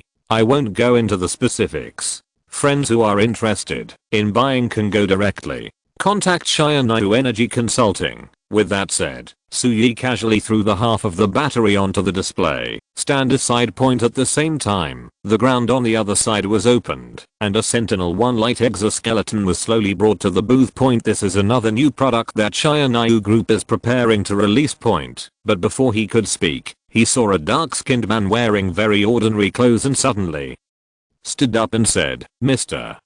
Su, you said earlier that the explosive metallic hydrogen would be sold by Shionyu military industry. Can it now be sold together with metallic hydrogen batteries? Can anyone place an order directly?" Su Yi glanced at this man point. "Well, I have no impression. I don't know where it comes from point." Immediately he said, "I don't know if this friend is." "Sorry, Mr. Su, I was so shocked by your company's technological strength that I forgot to introduce myself." The man said quickly, "I come from the HAS, a resistance organization in China and Pakistan, and I'm a logistics purchaser. I'm honored to witness the completion of the Shionyu Group's headquarters, China and Pakistan, HAS."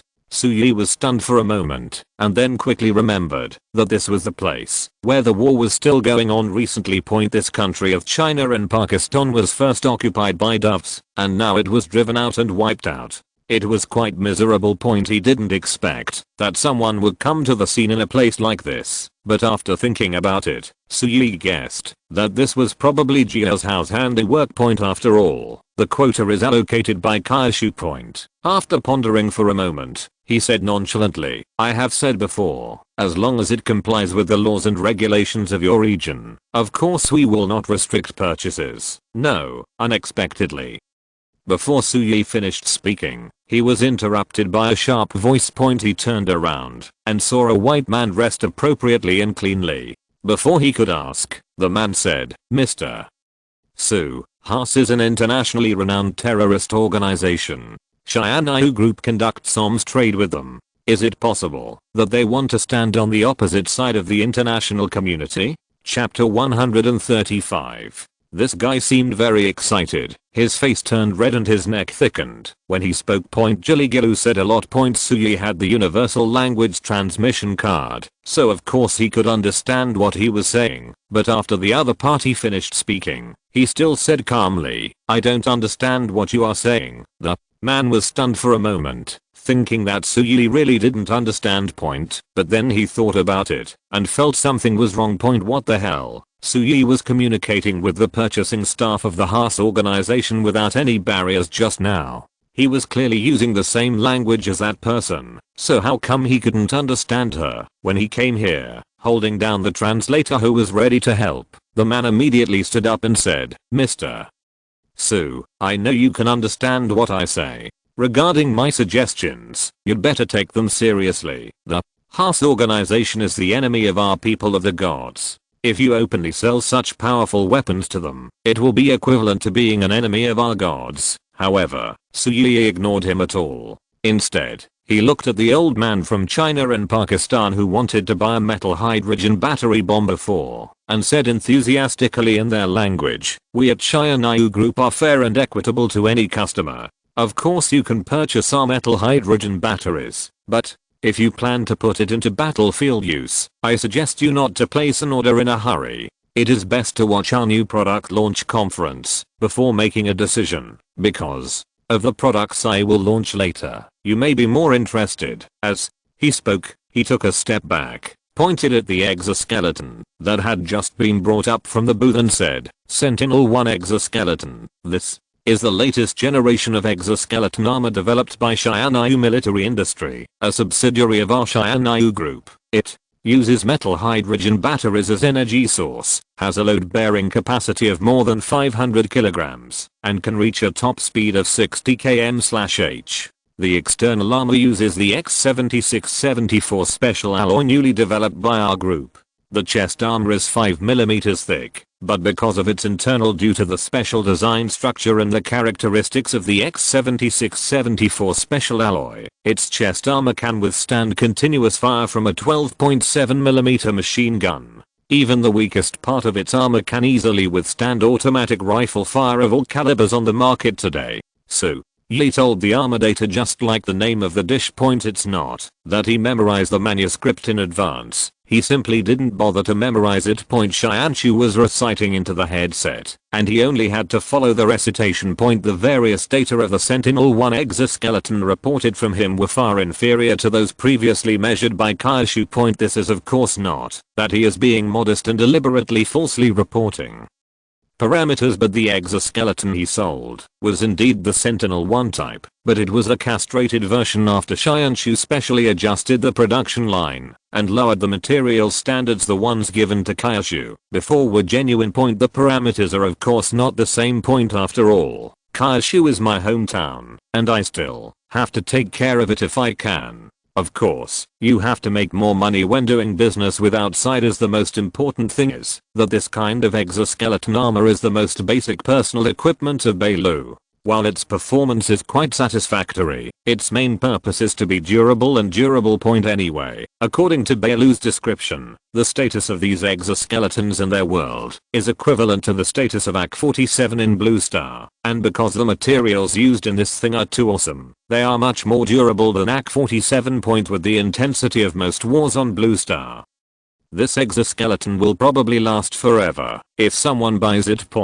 If you buy something and it doesn't break, how will Suyi make money later? Arms are never a one and done deal. So there was this castration plan. This is a data of the current castrated version of Sentinel-1. In the future, when Xianxu Group believes that the market for this exoskeleton is almost saturated, then it can castrate the original version of Sentinel-1 by a few cuts and then continue to sell it. The carrying capacity is increased by 100 kilograms. The speed is increased by more than 10 kilometers per hour. The armor protection capability is raised a little higher, and the built-in auxiliary aiming module that has been castrated inside the armor is added. At that time, we will call it Sentinel-1 Plus, and then we will call it Sentinel-1 Super, Poor, Maximum, Ultra. Who dares to say that this is not a brand new generation product? What? You said that you already have the previous exoskeleton, and it is enough now, so you don't want to buy a new one? Then I will give your opponent some of the latest models for the same piece of equipment. Start selling the castrated version, and then gradually increase the parameters, and continue selling it. Draw others into the arms race. Only in this way can he make a lot of money as an arms dealer. No money.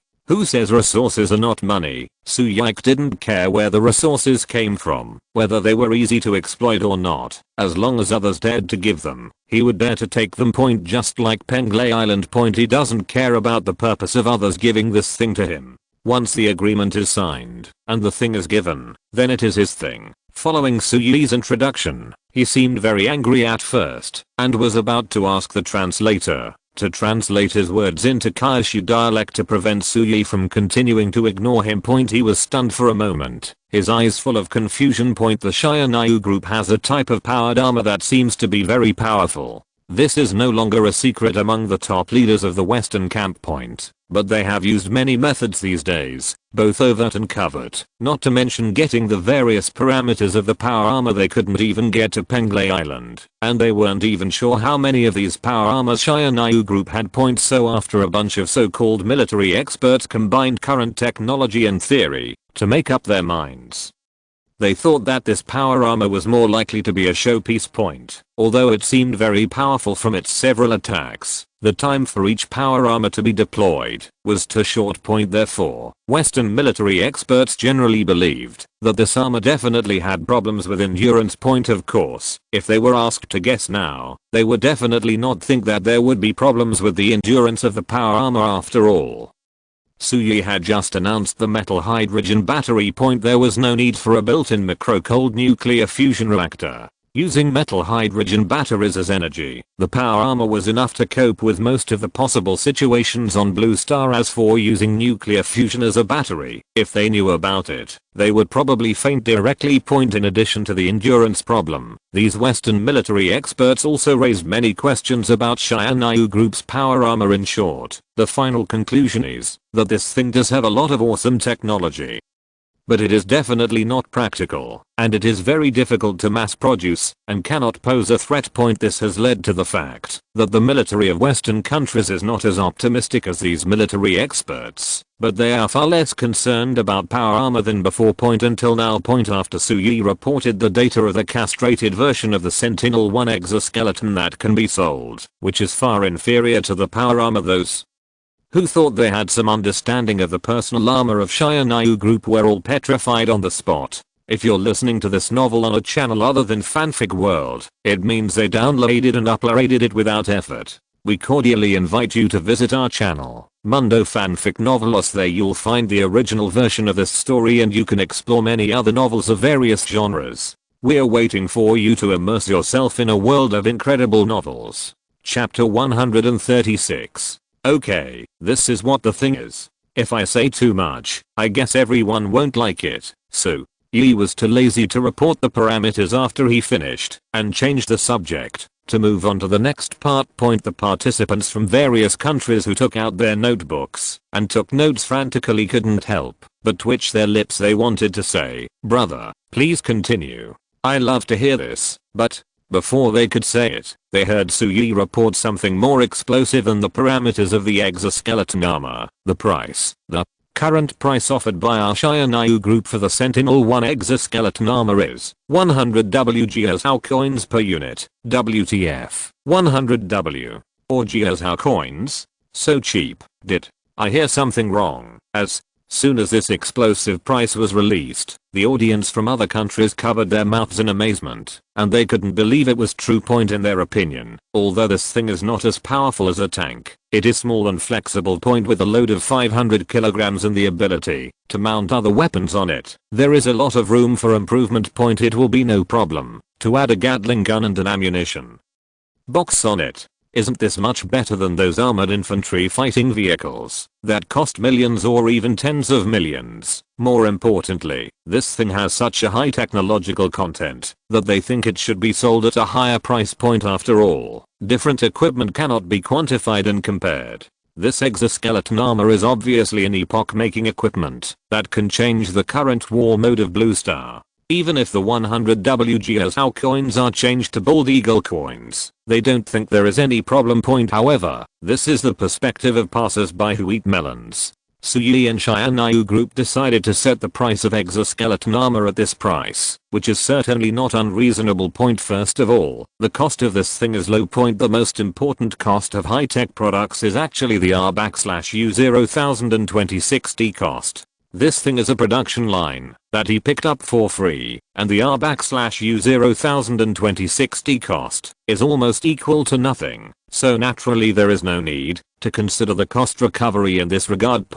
If we only look at the materials and production costs, the average production cost of each Sentinel-1 exoskeleton is less than 6,000 GSHOW coins, not to mention the light exoskeleton like Sentinel-1. Even the heavy exoskeleton like Sentinel-3 has an average production cost of less than 10,000 GSHOW coins. The cost is so low that it is outrageous, which is one of the reasons why it is sold at a low price. Another important reason is that the production line provided by Baylor is too easy to use. The production efficiency is simply better than the death assembly line, and it is a fully automatic production mode. As long as the materials are sufficient, the production line can complete the production and assembly of 50,000 exoskeleton armors in one day. If the power is fully pulled, up to 80,000 units can be completed in one day, even for a large country like GSHOW with a standing force of 2 to 3 million. If a production line is fully pulled, it can arm all the armies of GSHOW in a month at most. Not to mention other countries with this production efficiency. This thing must be sold in large quantities. If it is sold too expensively, it may be better to sell at a low profit and a large volume. Not to mention that this small profit but quick turnover is already nearly 200 times the profit. Another thing is that, at this price, let alone organizations like countries or companies, many individuals can afford this kind of armor, and Suyi will not impose any restrictions on individuals buying this thing. As long as you can take it back, you can buy it.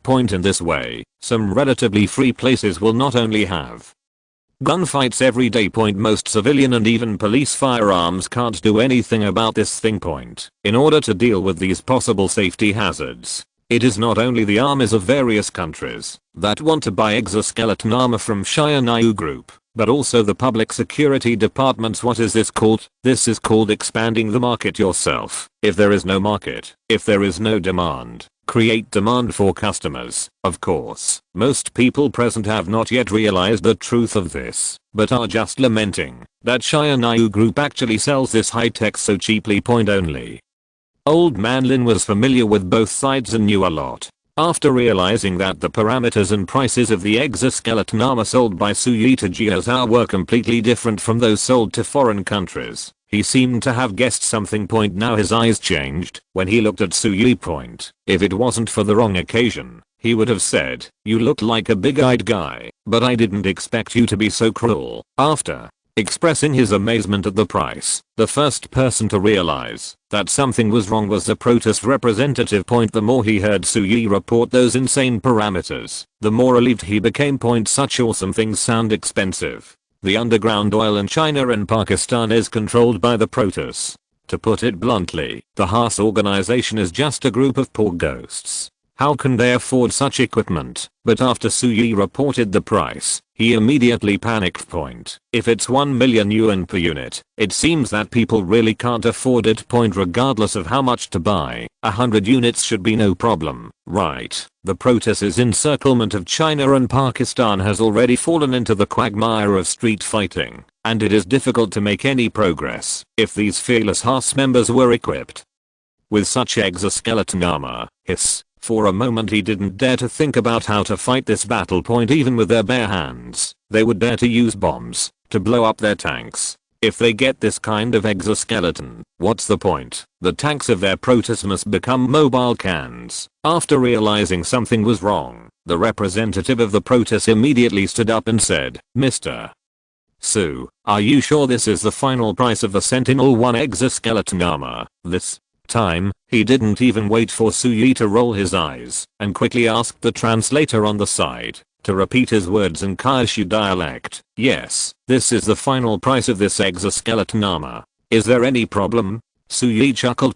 He didn't need to think twice to guess that these big guys were trying to do something wrong again. "I think your company's sale of this weapon at this price will greatly increase world turmoil, cause security risks, and affect the peace of many regions," the representative of the protest said with a solemn expression. "I'm putting forward these opinions to you very seriously. I hope you can also seriously consider changing the selling price of the armor. For example, changing the currency behind 100W to bald eagle coins. In this case, our Kingdom of God can directly order 1,000 units. Give your sincerity." Sui almost couldn't stand hearing his words and wanted to ask him if he was awake. It's really outrageous to tell an arms dealer that you want to love peace. He didn't even know where this guy got his confidence. If you order 1,000 units, even if you sell 1 million knives, 1,000 units will only cost 1 billion knives. What about sending beggars away? In this regard, Sui's answer was also very simple. "Sorry, this is the most reasonable price our company has arrived at after serious discussions, and cannot be changed." Chapter 137. The representative of the Kingdom of God obviously expected Sui's answer and did not show any surprise. Then he said, "Since the price cannot be changed, I hope your company can refuse to sell armor to notorious terrorist organizations like Haas. They are the public enemy of mankind. I think any organization or individual with a little conscience should not support such a terrorist organization." "No, buddy, how can you say the word conscience with such a flattering face? Do you have this thing yourself?" Sui was speechless. He turned to look at the representative of the Haas organization, who was obviously a little anxious and was about to stand up and speak. "We at SYNOPSIS Group naturally have our own opinions on what kind of organization they are, and I don't quite agree with your views. And didn't I say it? Anyone can purchase the equipment of SYNOPSIS Group.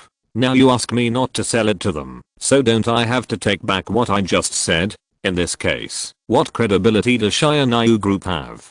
Who will compensate for the losses? Besides, you are still afraid that the Haas organization will not be able to beat them after purchasing our exoskeleton, so you can buy it. You can't. When Suyi said this, Yuling in the audience coughed twice at the right time, as if to remind him of something. He immediately made a look of sudden enlightenment. Oh, sorry, my question. I didn't think much about it for a while, but I forgot that when the Bald Eagle Empire sanctioned our Shianayu group, your Kingdom of God also followed suit and was later included in our counter-sanction list. Although I said that anyone can buy it, it is really a pity that the organizations on the Shianayu group's sanction list are not included. The Bald Eagle Empire and the official organizations and all enterprises of your Kingdom of God are not allowed to directly purchase the Sentinel-1 exoskeleton armor produced by our group. So, Yi smiled slightly, but his words were all traps. The official organizations of their country cannot buy it, and large enterprises cannot buy it. But individuals can buy it. You can let individuals come to buy it, and your official will collect it. At most, it will be transferred once, or twice, or 3 times, and it will cost more money than others. In fact, to put it bluntly, this is a disguised increase in their cost of purchasing exoskeleton armor. In this way, the sanctions are completed, and these whiteskins who came to disgust him first are severely disgusted, and the exoskeleton can be sold to them. It is hard not to be a win-win situation. Well, he won twice. No, you can't do that, because of the language barrier. The protest representative obviously didn't realize the leeway in Suyi's words, and thought Suyi was really determined not to sell them a single hair. He immediately became anxious. He opened his mouth and kept talking like a string of cannons. That's a commercial act. We are only involved in the sanctions against the commercial products of Shianayu Group. What you are selling now is weapons for military use, which is completely different. If we prohibit our protests from purchasing this kind of exoskeleton armor, I have every reason to think that you are discriminating against us. We were targeted and slaughtered by the evil shampooer in the S2 season. I didn't expect that. With the development of the times today, there are still organizations like you and Shianayu Group that still exclude and discriminate against our protests. Damn, what a smooth combo. Suyi was shocked. He didn't expect this guy to be so good at talking. It's okay to talk about decades ago. You can shoot at others, but if others shoot at you, you are anti-human. Don't try to use this trick on me. It makes me sick. Don't try to morally blackmail me. I'm a barbarian and have no morals. After complaining, Suyi was too lazy to continue talking to him. This kind of double standard group is simply not smart. After all, they can be de-envoiced with a Bible. It is difficult for normal people to follow their brain circuits. He is afraid of being infected if he talks too much. Perhaps he can't stand the sudden crazy behavior of his ally. The representative of the Bald Eagle Empire, who had been as steady as a rock and didn't speak before, finally stood up at this time. Mr. Su, I'm a representative from the Bald Eagle Empire. My current position is Minister of National Security, a 4-star general. You can call me Mike. So, Mr. Mike, what's your question? Suyi asked leisurely. After all, compared to the representative of the Kingdom of God who was crazy from beginning to end, he didn't even know the other party's name now. This Mike looked more like a normal person. At least he looked like he could communicate. Mr. Su, what the protest representative said may be a bit extreme, but some of his words are not without reason. Have you ever considered that once such cheap but powerful weapons spread, they will further aggravate global turmoil and trigger another world war? Believe me, I'm definitely not exaggerating. Mike had a serious expression on his face. Suyi sneered. General Mike thinks a game can trigger a world war. Ordinary weapons can't, but your company's weapons increase the power of individuals too much. Once there are too many unrestrained individuals, the world situation will become more and more chaotic and eventually lead to the outbreak of a war. Mike answered seriously. General, Mike thinks that the current weapons compare with the S1 season. How about the S2 season? Suyi did not answer her question, but instead asked another question. Of course, they are much stronger than the weapons at that time. Although he had guessed what Suyi was going to say, Mike couldn't deny such a question, so he could only give a positive answer honestly. So, Will the war break out because of weapons? I don't think so. Suyi smiled and said, you should think carefully about why other countries and people will trigger a world war after they have powerful weapons. It's because some people took too much wealth that should have belonged to others, causing others to be unable to survive. As soon as these words came out, General Mike's face turned green. Suyi was just short of saying that they were the bald eagles lying on the whole world and sucking blood. How can I respond to this? I can't respond. I can't say that I didn't suck blood and they all gave me money and resources willingly, right? Anyone with a little bit of brains wouldn't believe this nonsense. Okay, after realizing that Suyi would never withdraw the idea of selling exoskeleton armor to the world, Mike quickly sorted out his thoughts, took a deep breath, and asked again, so Mr. Su is now sure that he will not sell this type of exoskeleton armor to our country's officials and enterprises during the sanctions period? He emphasized the words official and enterprise, and the meaning was very clear. Is he asking Suyi whether he only prohibits their official and corporate purchases, or prohibits any exoskeleton armor from flowing into the Bald Eagle Empire? Sure. Suyi immediately gave an affirmative answer. Just kidding. Such a big market, why wouldn't he want it? Sanctions can make these people pay a higher price. Okay, thank you for your clarification. I'm a soldier and don't understand the sanctions, but I will communicate with the relevant departments after I go back. Mike said some polite words and then sat back in his seat. Chapter 138. If nothing else, these people have been maintaining their so-called gentlemanly demeanor, at least on the surface point. Even if he wanted to deprive those who were being sucked of their bones and marrow from the right to buy weapons to resist, he still maintained his demeanor. It perfectly illustrates what it means to be a dog in human form and a beast in human form. But no matter whether he is pretending or not, at least he is speaking human words now, and Suyi will naturally not do anything to him. It was the representative of the kingdom of God who tried to continue telling Suyi how miserable the protests had been in the past, and what kind of respect they should get. After not getting a response, his voice became louder and louder. Suyi asked someone to invite him out directly. The reason was that he was suspected of having mental problems, and asked the protest to remember to send a normal person next time something like this happened. Of course, it's okay if he doesn't come. He can't stand dogs barking. Okay, the episode is over. Since no one has any objections, let's continue. Seeing that no one tried to ask questions, Suyi continued to introduce the process of the exoskeleton. The netizens who were watching the live broadcast watched him scold people the whole time. The scene calmed down, but the storm on the internet had just begun. Since no one has any opinions, hahaha, I laughed so hard. Those who have opinions were kicked out. Who dares to have opinions? You don't know. When I saw the representative of the God clan being kicked out, his white skin turned red. He said it was red. TSK, I'm proud of you. This Suyi is the kind of person who can't listen to any opinions. Someone expressed a different opinion, and he kicked people out directly. He also said in a sarcastic way that no one had any opinions. He is indeed a typical Jiazhao person. No, there can be a reflection monster here. Stop scolding. As a Jiazhao person, can't I reflect first? I will reflect on Sudong for a while. He actually talked to that bee for so long. He should have kicked him out long ago. This guy was kicked out purely because he was against the will of heaven. If he could talk properly, would he be kicked out? Exactly. You see that Bald Eagle Mike, Xianyu Group and Bald Eagle Empire have blocked each other, but he was not kicked out, right? To be honest, this guy doesn't look too good. Is he unhappy about something? It's hard to believe. He also put the hat of destroying the stability of the world on Xianyu Group, but was directly said by Mr. Su in public that they are the ones who destroy world peace.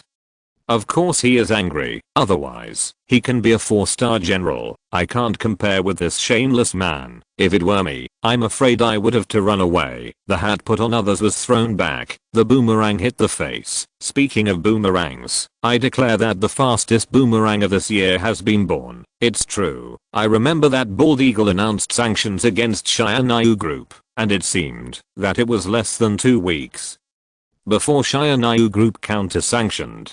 At that time, everyone thought the so-called counter-sanctions were a joke, but I didn't expect that the boomerang came so quickly. It directly hit Bald Eagle and his allies in the face. Is this exoskeleton really that awesome? You really can't not buy it. Some big guys have already written an article to analyze it. You really can't not buy it. Soon, an article titled "Analyzing from the Perspective of Former Professional Military Personnel, What Impact Will the Sentinel-1 Exoskeleton Have on the Modern Battlefield" was searched on various popular websites in Kyushu. It was even quickly translated and uploaded to the internet. It attracted the attention of many people. The content of the article is quite professional, analyzing from various angles how this kind of equipment that can greatly improve the strength, speed and endurance of a single soldier will change the way of fighting. At the beginning, it directly gave the conclusion that super single soldiers may become the mainstream on the battlefield. In order to confirm this conclusion, the author of the article also listed the power armor, Sentinel-1 exoskeleton, and Sentinel-3 heavy exoskeleton that were exposed by Shiranayu Group at the press conference, which was a mascot, but was obviously different from Sentinel-1. In the case of the power armor arriving at the yacht alone under the camera of the whole world, and then easily subduing the armed security personnel on it, and detaining the entire yacht, was released. The evaluation was also quite explosive. I think that it is not just this ordinary yacht. Even if it is replaced by an aircraft carrier armed to the teeth and carrying thousands of combat personnel, once this power armor is boarded, as long as the power armor itself has enough energy, the final result will not be any different from this yacht. This is an obvious point, but most non-professionals have not noticed it before. In the case of being completely immune to individual weapons, once the environment of the ship is invaded by the power armor, the outcome is absolutely catastrophic. Being penetrated by a single person is an inevitable result. The article extends from this to a wider battlefield. Jungle warfare and street fighting are almost all battlefields where this kind of personal exoskeleton armor has advantages, if you count the monsters like power armor that are so fast that they are terrifying. Even in air combat, those fighters may not be its opponents. The article even carefully analyzes the Sentinel-1 exoskeleton, which currently has the most complete data and presets most of the possible combat scenarios in land battles. The conclusion is that even on land, tanks, which are more expensive, have thicker armor, and are faster when facing the extremely flexible Sentinel exoskeleton, which has much greater strength and defense capabilities than ordinary infantry. They have almost no ability to fight back. The castrated exoskeleton with a speed of 60 km/h can find a little shelter in any large plane without any obstacles. It is difficult for a tank to hit an individual with such a fast speed and such a small size. The key is that if there is only one person, even if the person cannot be hit, the tank gun will hit the surrounding area of the person, and the shrapnel and explosion will be enough to kill the other party. But the exoskeleton has strong defense. As long as it is not an ultra-close explosion, the shells will hit the soldiers wearing the exoskeleton and will not cause any damage to them. In short, after such an analysis, the 3 personal armors currently revealed by Shiranayu Group have almost become invincible. The modern military equipment accumulated by the people of Blue Star for who knows how long has been developed. When facing the series of personal armors with amazing performance of Shiranayu Group, they have almost no ability to fight back. The final conclusion is from the perspective of a former soldier. It is recommended that the Jiuzhou military must vigorously purchase these armors and use the good relationship with Shiranayu Group to see if some technology can be introduced to a certain extent. Even if it cannot be introduced, it is best to introduce some advanced armors that are not available on the market. The reason is very simple. No matter how great the Shiranayu Group is, it is just a company after all. As long as they don't commit suicide, the possibility of them becoming Jiuzhou's enemy is very small. In this case, Jiuzhou does not need technology to be more advanced than the Shiranayu Group. It only needs to be more advanced than other countries. Chapter 139. What this guy wrote really sounds like that. Is he from the Kyushu official? After the press conference, Suyi saw this article immediately. Mainly because the description here is really too detailed. Without first-hand experience with these exoskeletons, it is absolutely impossible to write such a detailed article. Just by looking at what Suyi said at the press conference. It is impossible to write something like this so quickly. It can only be written in advance. The data throughout the article are detailed and well-founded, making it hard not to be convinced. In less than an hour after it was released, it has already been on the hot search on major platforms, and the popularity even surpassed the launch of Shianayu Group's two explosive products. This makes it difficult not to suspect that Kaishu officials are behind this. Why are the officials praising our company's products like this? Yuling handed over a peeled peach. Suyi took a bite, and said casually, well, modern countries are different from countries in your magical world. Many things need to be announced publicly, especially things that involve major changes in the military. We have a saying in Kaishu that the great affairs of a country lie in military service and sacrifice. The Kaishu army, which is developing steadily, is suddenly going to undergo an extremely important all-round innovation from war thinking to equipment. The implications are huge and will affect the interests of many relevant groups. For example, changes in war thinking will most likely eliminate a large number of redundant officers and soldiers who are no longer needed in the new war model. Equipment changes will even put some military factories into a dilemma. Once these things are not handled well, or if someone in a certain link is dissatisfied with the handling plan, it may cause a lot of trouble. So it's important to set the tone for something beforehand. Throw the peach core into the trash can. Suyi was about to take out paper to wipe his hands, but Yuling summoned a magic water ball to float in front of him. After being stunned for a moment, Suyi finally understood what she meant. He put his hand into the water bowl and washed it. Then when he pulled his hand out, all the water stains on the water bowl and his hands disappeared. Seeing this, he couldn't help but praise, don't tell me this is convenient, just some little tricks, don't worry about him. What's next? What to do? After setting the tone, Yuling asked curiously, when everyone, well, it doesn't have to be everyone, just a majority of people think it is necessary to make changes, then it will be very simple to implement one thing.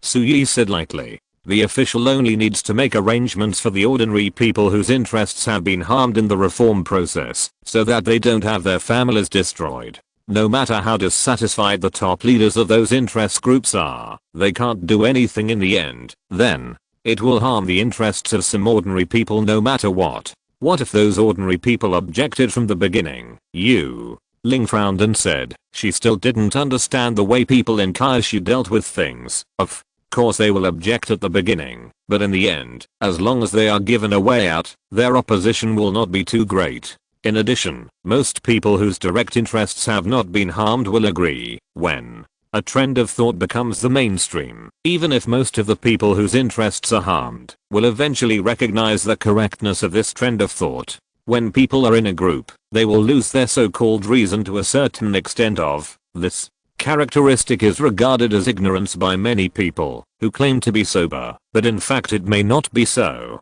The development process of human society is a process of continuous change. During this period, no matter what, the old vested interests will be replaced by new ones. If human beings do not have this kind of the characteristics of the rabble cannot be reduced to a certain extent through public opinion. If everyone holds their own interests and refuses to give in, any change in human history will eventually lead to war. The rabble is a code written into human genes during the evolution process that allows individuals to compromise with the group. Once a group reaches a common understanding, even if some individuals do not agree with it, it cannot stop the general trend. First occupying the great cause and gaining the approval of the vast majority of people, and then carrying out reforms, is the most upright and royal way. This is also the reason why Jiazai asked people to publish such an article. You listened in confusion. After a while, his brows suddenly relaxed and he said, I seem to suddenly understand why we, the Moon Elves, were usurped by the Dark Elves for the Elf throne. What do you say?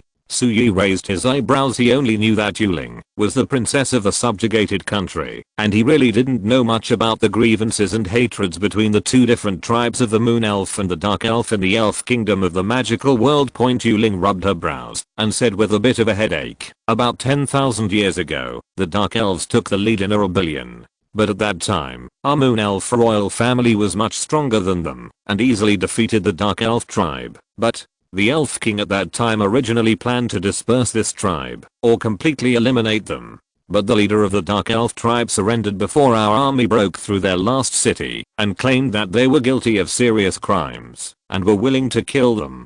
The Elf King spared the Dark Elf clansmen out of consideration that they were both descendants of the Elf God. They voluntarily surrendered and moved out the Elf God. The Elf King at that time couldn't kill them all anymore. So he cut off the Dark Elf's noble title in the Elf Kingdom, killed the leader of the rebellion, and then let the Dark Elf go clan. For most of the past 10,000 years, the Dark Elves, who have a noble bloodline no less than our Moon Elves, have always been at the bottom of the Elven Kingdom. Of course, this is only in name. The actual situation is that, because of their noble bloodline, no one except a few royal families dares to discriminate against them. But the Dark Elves seem to be really atonement for their past acts of rebellion. Since then, they have been extremely humble, even humble. They often mingle with those who have the lowest status and bloodline in the Elven Kingdom. The other top tribes with the bloodline of the Elven gods, including our Moon Elves, have always despised the Dark Elves for this reason, and generally believe that they have tarnished our noble bloodline, and use this as a topic of conversation and joke. When the elves from several top tribes met the Dark Elves, they would speak ill of them and deliberately provoke them. But they had never shown any dissatisfaction or resistance before that. At that time, there was a general understanding among the high-level officials of the Elf Kingdom that the war 10,000 years ago had broken the backbone of the Dark Elves. Although they had noble blood flowing in their bodies, they had not inherited the noble spirit of their ancestors until that day. Yuling sighed. Except for us Moon Elves and several other top tribes, almost all the elf forces, under the call of the Dark Elves, took up arms and rushed into our capital with them. Chapter 140. Yuling had already mentioned the structure of the Elf Kingdom. In addition to the Moon Elf tribe, which had been the royal family for a long time, there were 5 other extremely high status tribes, including the Dark Elves. These tribes all have one characteristic. Their ancestors are all the elven gods, the ancestors of the elves. They are the descendants of the 5 direct bloodlines of the elves and gods in a magical world full of bloodline theories. Those who are born are the noblest beings. From what Yuling said this time, Suyi could probably figure out the causes and consequences of the destruction of the Elf Kingdom. Then he couldn't help but call him defying heaven. Especially in a world where blood is paramount. If an ordinary tribe rebels, you will let it go in order to show your tolerance after defeating it. Because these low-blooded tribes inherently have no legitimacy in that world, they cannot achieve anything. But facing an opponent who has the same level of legal principles as you and can tolerate his ambitions, after the opponent openly rebels and gives such a good reason, if you defeat the opponent without killing them, it is a pure and unnatural operation. It's like the ancient princes of Kyushu competing for the heir. In order to show his kindness, the successful one humiliated the failed one and finally let it go. It doesn't matter whether the failed prince goes to have fun with the lower class and the people, or whether he goes to make friends with the middle class and win people's hearts. Do whatever you like. Not only do they ignore it, but they also mock the other party fiercely, mocking the middle and lower classes as well. It would be really damning if the Elf Kingdom is not overthrown by others. After all, their bloodline is no worse than yours, and they have the legal principles to replace it. But things have come to this point. Yuling, the princess of the elves this month, has been packaged and sold to another world. So what else can be said? I can't do anything else except sigh. It's okay. You are not the Elf King. This is purely because the Elf King is a fool. I don't blame you.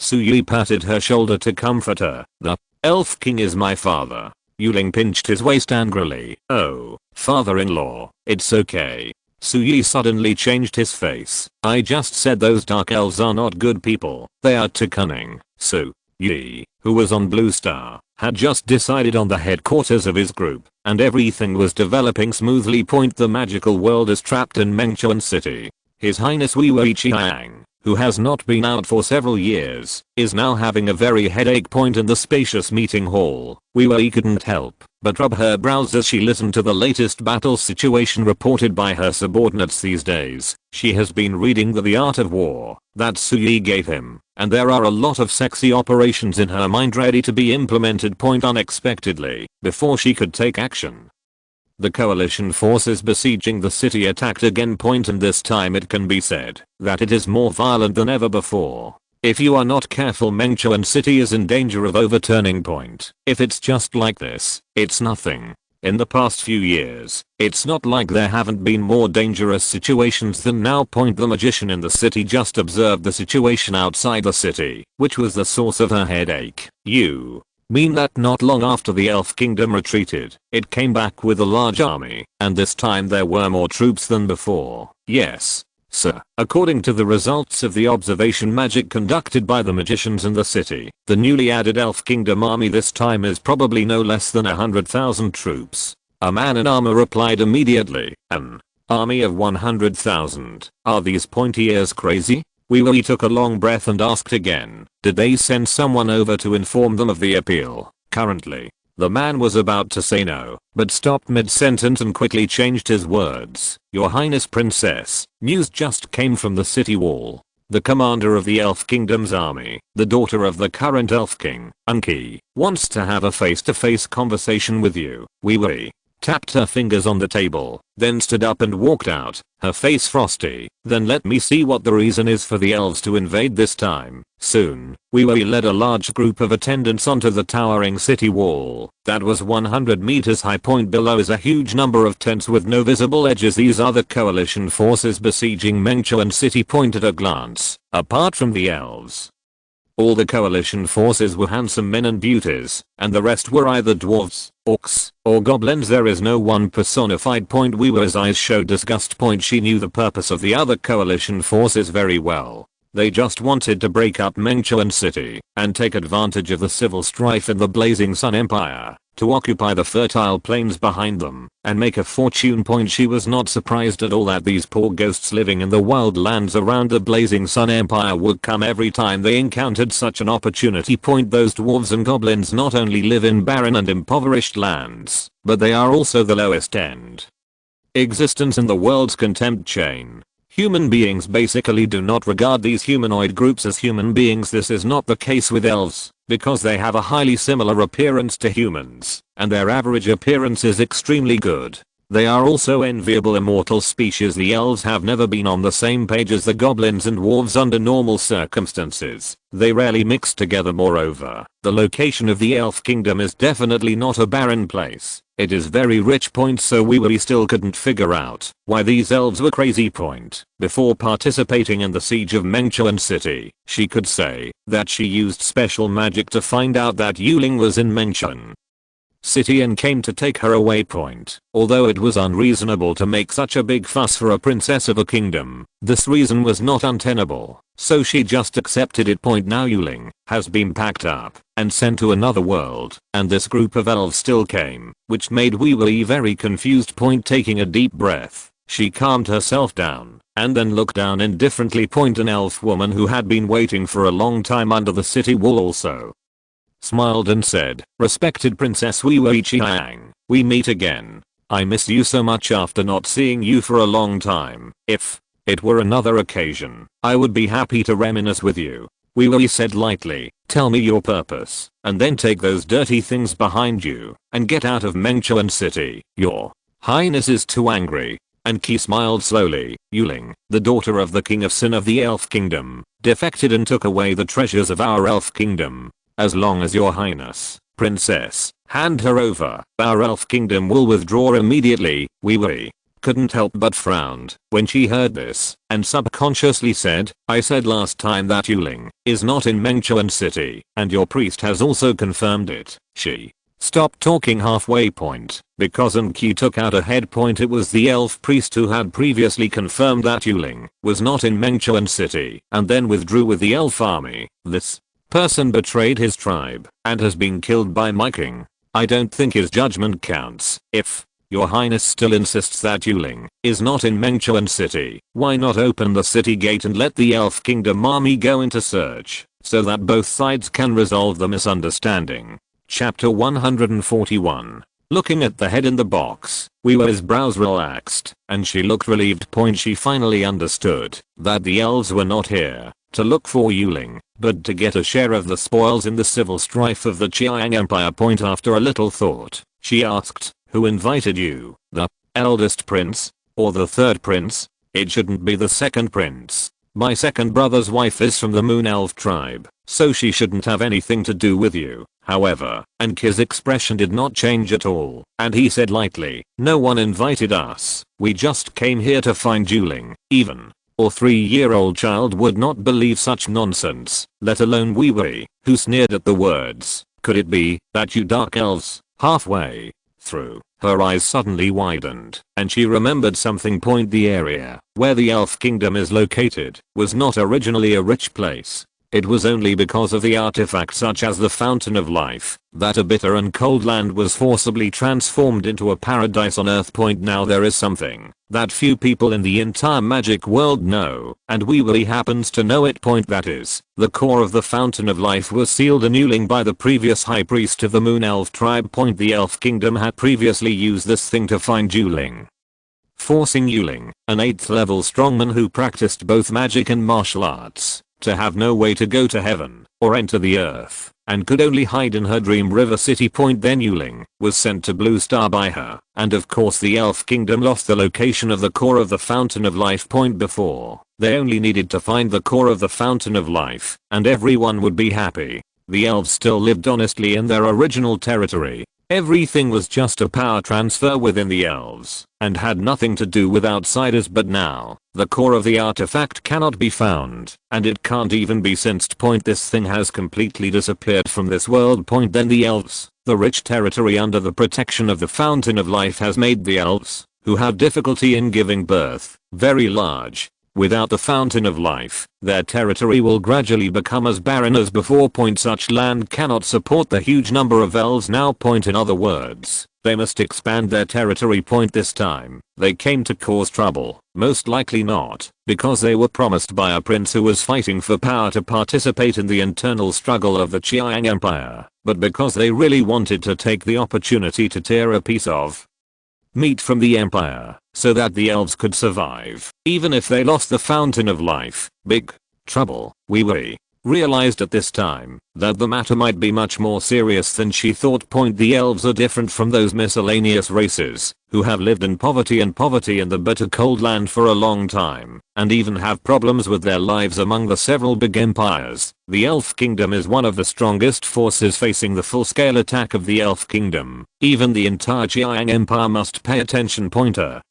Small Mengchuan city can resist those barbarians, but to fight against the entire Elf Kingdom, this is a fucking joke. She was not worried before, because even if the Elf Kingdom came to attack Mengchuan city, it would not put in much effort. Under normal circumstances, they would definitely not want to offend the Chiang Empire. But it is different now. If they don't fight for the territory, they will die. What do you think, princess? Let our army enter the city. I can guarantee that they will not harm anyone. If we can't find anyone, we will withdraw immediately and compensate you for your losses later. Key under the city wall was still talking to himself. Wei didn't understand why this guy said such nonsense when he knew that she would never agree to open the door, but he still replied expressionlessly, the Chiang Empire has never opened the door to other countries to inspect the city. The mission of the royal family does not allow me to do so. If the Elf Kingdom insists on going to war with the Chiang Empire, then let's talk with swords. Under the city wall, the elfin Key saw that Wei directly raised this local conflict in the border area to the two giants of the Elf Kingdom and the Chiang Empire, and immediately understood that Wei had guessed their true intentions. The face that had been smiling all the time slowly sank. It seems that Yuling told you that thing before he disappeared. Wei looked at her and did not deny it. Seeing this, Anki sighed. Princess, you are not welcome in the Chiang Imperial family, right? In fact, you and our dark elf tribe should have a lot in common. We have a lot of room for cooperation and everything can be discussed. Wei had no intention of negotiating. She opened her red lips and uttered 3 words. Impossible. No. One in the Chiang Empire will come to support you now. You can't stop it with just a mere Mengchuan city. Behind my 100,000 troops, millions of elven warriors are gathering. Goblins, dwarves, and orcs have also reached an alliance with us. This time, it is a real alliance. The storm from the northern border of the continent is brewing, and you can't resist the storm. Wei clenched her fists, and then slowly loosened them. Don't talk nonsense. If you are so confident, just come and attack. What's the point of saying so much? After that, she threw the cloak behind her and left the city wall directly. Point and Key under the city wall shook his head and slowly retreated behind the army. Point the next moment, accompanied by the heavy sound of drums, the tragic siege was about to begin. Point the defenders in Mengchuan city are less than 50,000, but the enemies they have to face are far more than 500,000. Point before, they were just a mob, but after the elves sincerely joined in, the combat effectiveness of those outside the city will be greatly improved. Point even with the help of the natural defense of Mengchuan city, if there is no accident, I'm afraid that the city will be lost soon. Point. After returning to her mansion, Wei did not order any city defense tasks. After defending a broken city for several years, her people already knew what they should do, and she did not need to command them. Point after clearing out the left and right, she went directly into the trading space. Point opened the trading object list. Well, there is only one person in it. Point a moment later, Suyi appeared in the familiar hall. Point seeing Wei, who looked a little depressed, completely different from her usual pride and confidence. He couldn't help but ask curiously, what, was Mengchuan city breached? Chapter 142. It hasn't been breached, but it's close. Wei put one hand on the table and said weakly, what should I say?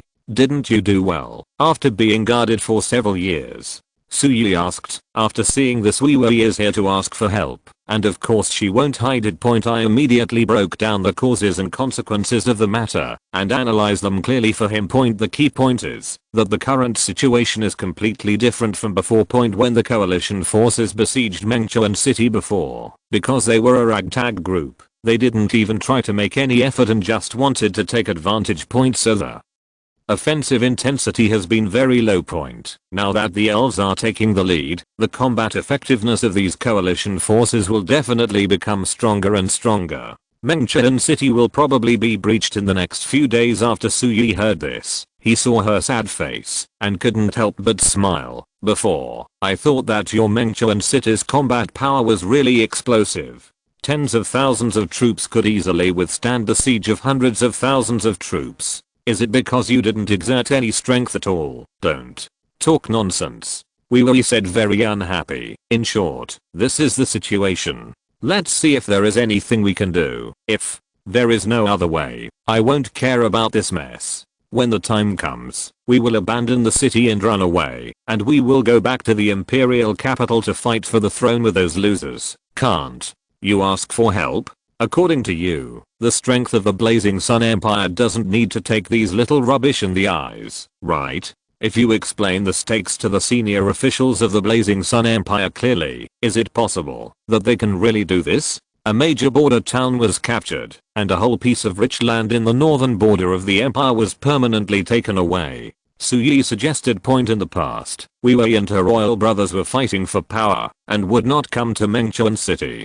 That was because everyone knew that those rabble rousers just wanted to come in and grab a wave and then leave. Point the territory of the Blazing Sun Empire is there, and the previous coalition forces will never dare to invade it after they have snatched it. Point otherwise, when the chicken fighting within the empire ends, it will be time to take out your hands and fuck them. Point now she is sure that the purpose of the elf kingdom is to really tear off a piece of flesh from the Blazing Sun Empire, so there is no reason that the senior officials of the Blazing Sun Empire would just sit back and ignore it. You don't understand. Wei sighed. My royal brothers have high eyes and will never believe that the elf kingdom dares to do such a thing. Even if I send the news back to the imperial capital, they will just think that I can't defend Mengchuan city and make up lies. to trick them into supporting me. Anyway, don't worry about our side for now. Just talk about your place. Is there any way to defend the city? Method.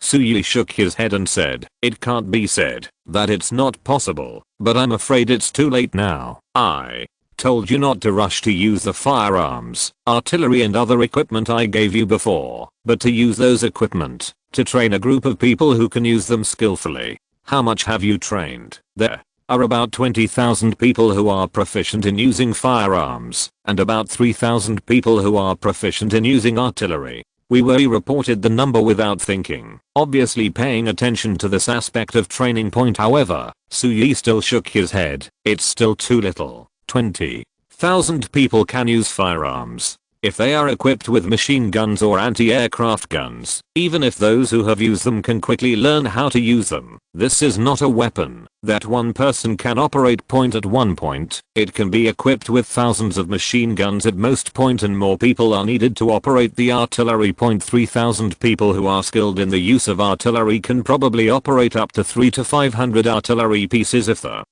enemy is really still in the era of cold weapon warfare. Then as long as the ammunition supply is high, this kind of firepower will be a waste to defeat an army of millions. But the problem is that it is a magical war, and the lethality of hot weapons such as modern firearms and artillery on the battlefield has been infinitely reduced. Hundreds of artillery pieces and thousands of machine guns may have some impact on the battlefield, but they will never change the outcome that Mengchuan City cannot be defended. There should be a lot of people over there who know how to operate this kind of weapon, right? We suddenly said coldly. What do you mean? Suyi was stunned for a moment. I have more than 200 points and can buy a primary group life trading card. Where did you get so many points? This time he was really shocked. His two trading partners would trade at the right time every week and try to get as much as possible. Now I have only saved 200 points to get a head point, because there are always bits and pieces in the middle that will be used when points are needed. It is really difficult to accumulate points quickly. If he remembered correctly, Wei should be his only trading partner. I purchased a junior matching card last time. After the matching failed, I never used the points again, so I saved so much. Wei spread her hands and said, so I provide life trading cards. Can you provide a sufficient number of people? People are the key point. On the contrary, it is simple to send the weapons. The price of the primary group life trading permission card is very cheap, but it has strict requirements on the strength of the object being traded. In the magic world, individuals who are above level 3 cannot be traded through the group life trading card. This is also the reason why Suyi has not been in a hurry to buy this thing to bring Xinghan's tribe to Blue Star. If the strength is too low, it doesn't make much sense to take over now. But it's different now. If you want to send Blue Star people to the magic world, the primary group life trading permission card is very useful. Because the Blue Star people only look at their physical strength, they are not even as good as ordinary people. So of course there will be no restrictions, but the problem is that Suyi does not have an army of tens of thousands of people who can skillfully operate various weapons. Things like power armor and exoskeleton are useful on Blue Star, but if they are placed in the magic world, they may not be as good as the various long-range weapons of the modern army. Let me think about it. Suyi waved his hand and did not agree immediately. It is absolutely impossible to send tens of thousands of people to a completely unfamiliar world quietly. He can only confront Jiazhao. If we confront Jiazhao about the existence of the other world to a certain extent, it shouldn't be a big problem to borrow an elite force of tens of thousands of people. And from another perspective, this matter is probably a good thing for Jiazhao. The war in the magic world cannot be ended in a short time. It is a protracted war. If we participate in it, even if Jiazhao wants to change the price of the army on Blue Star, it does not need to reduce the weapons originally purchased and close the factories that produce those weapons. On the contrary, those weapon manufacturers can make more money. This is very beneficial to Jiazhao, and they will definitely not refuse. The biggest problem is confidentiality. With Yuling's magic and Xianshu's control of online information, if only a few people are exposed to the information related to the other world, it should not be exposed in the short term. After thinking for a while, Suyi looked at Wee Wee and gave an answer. It's feasible.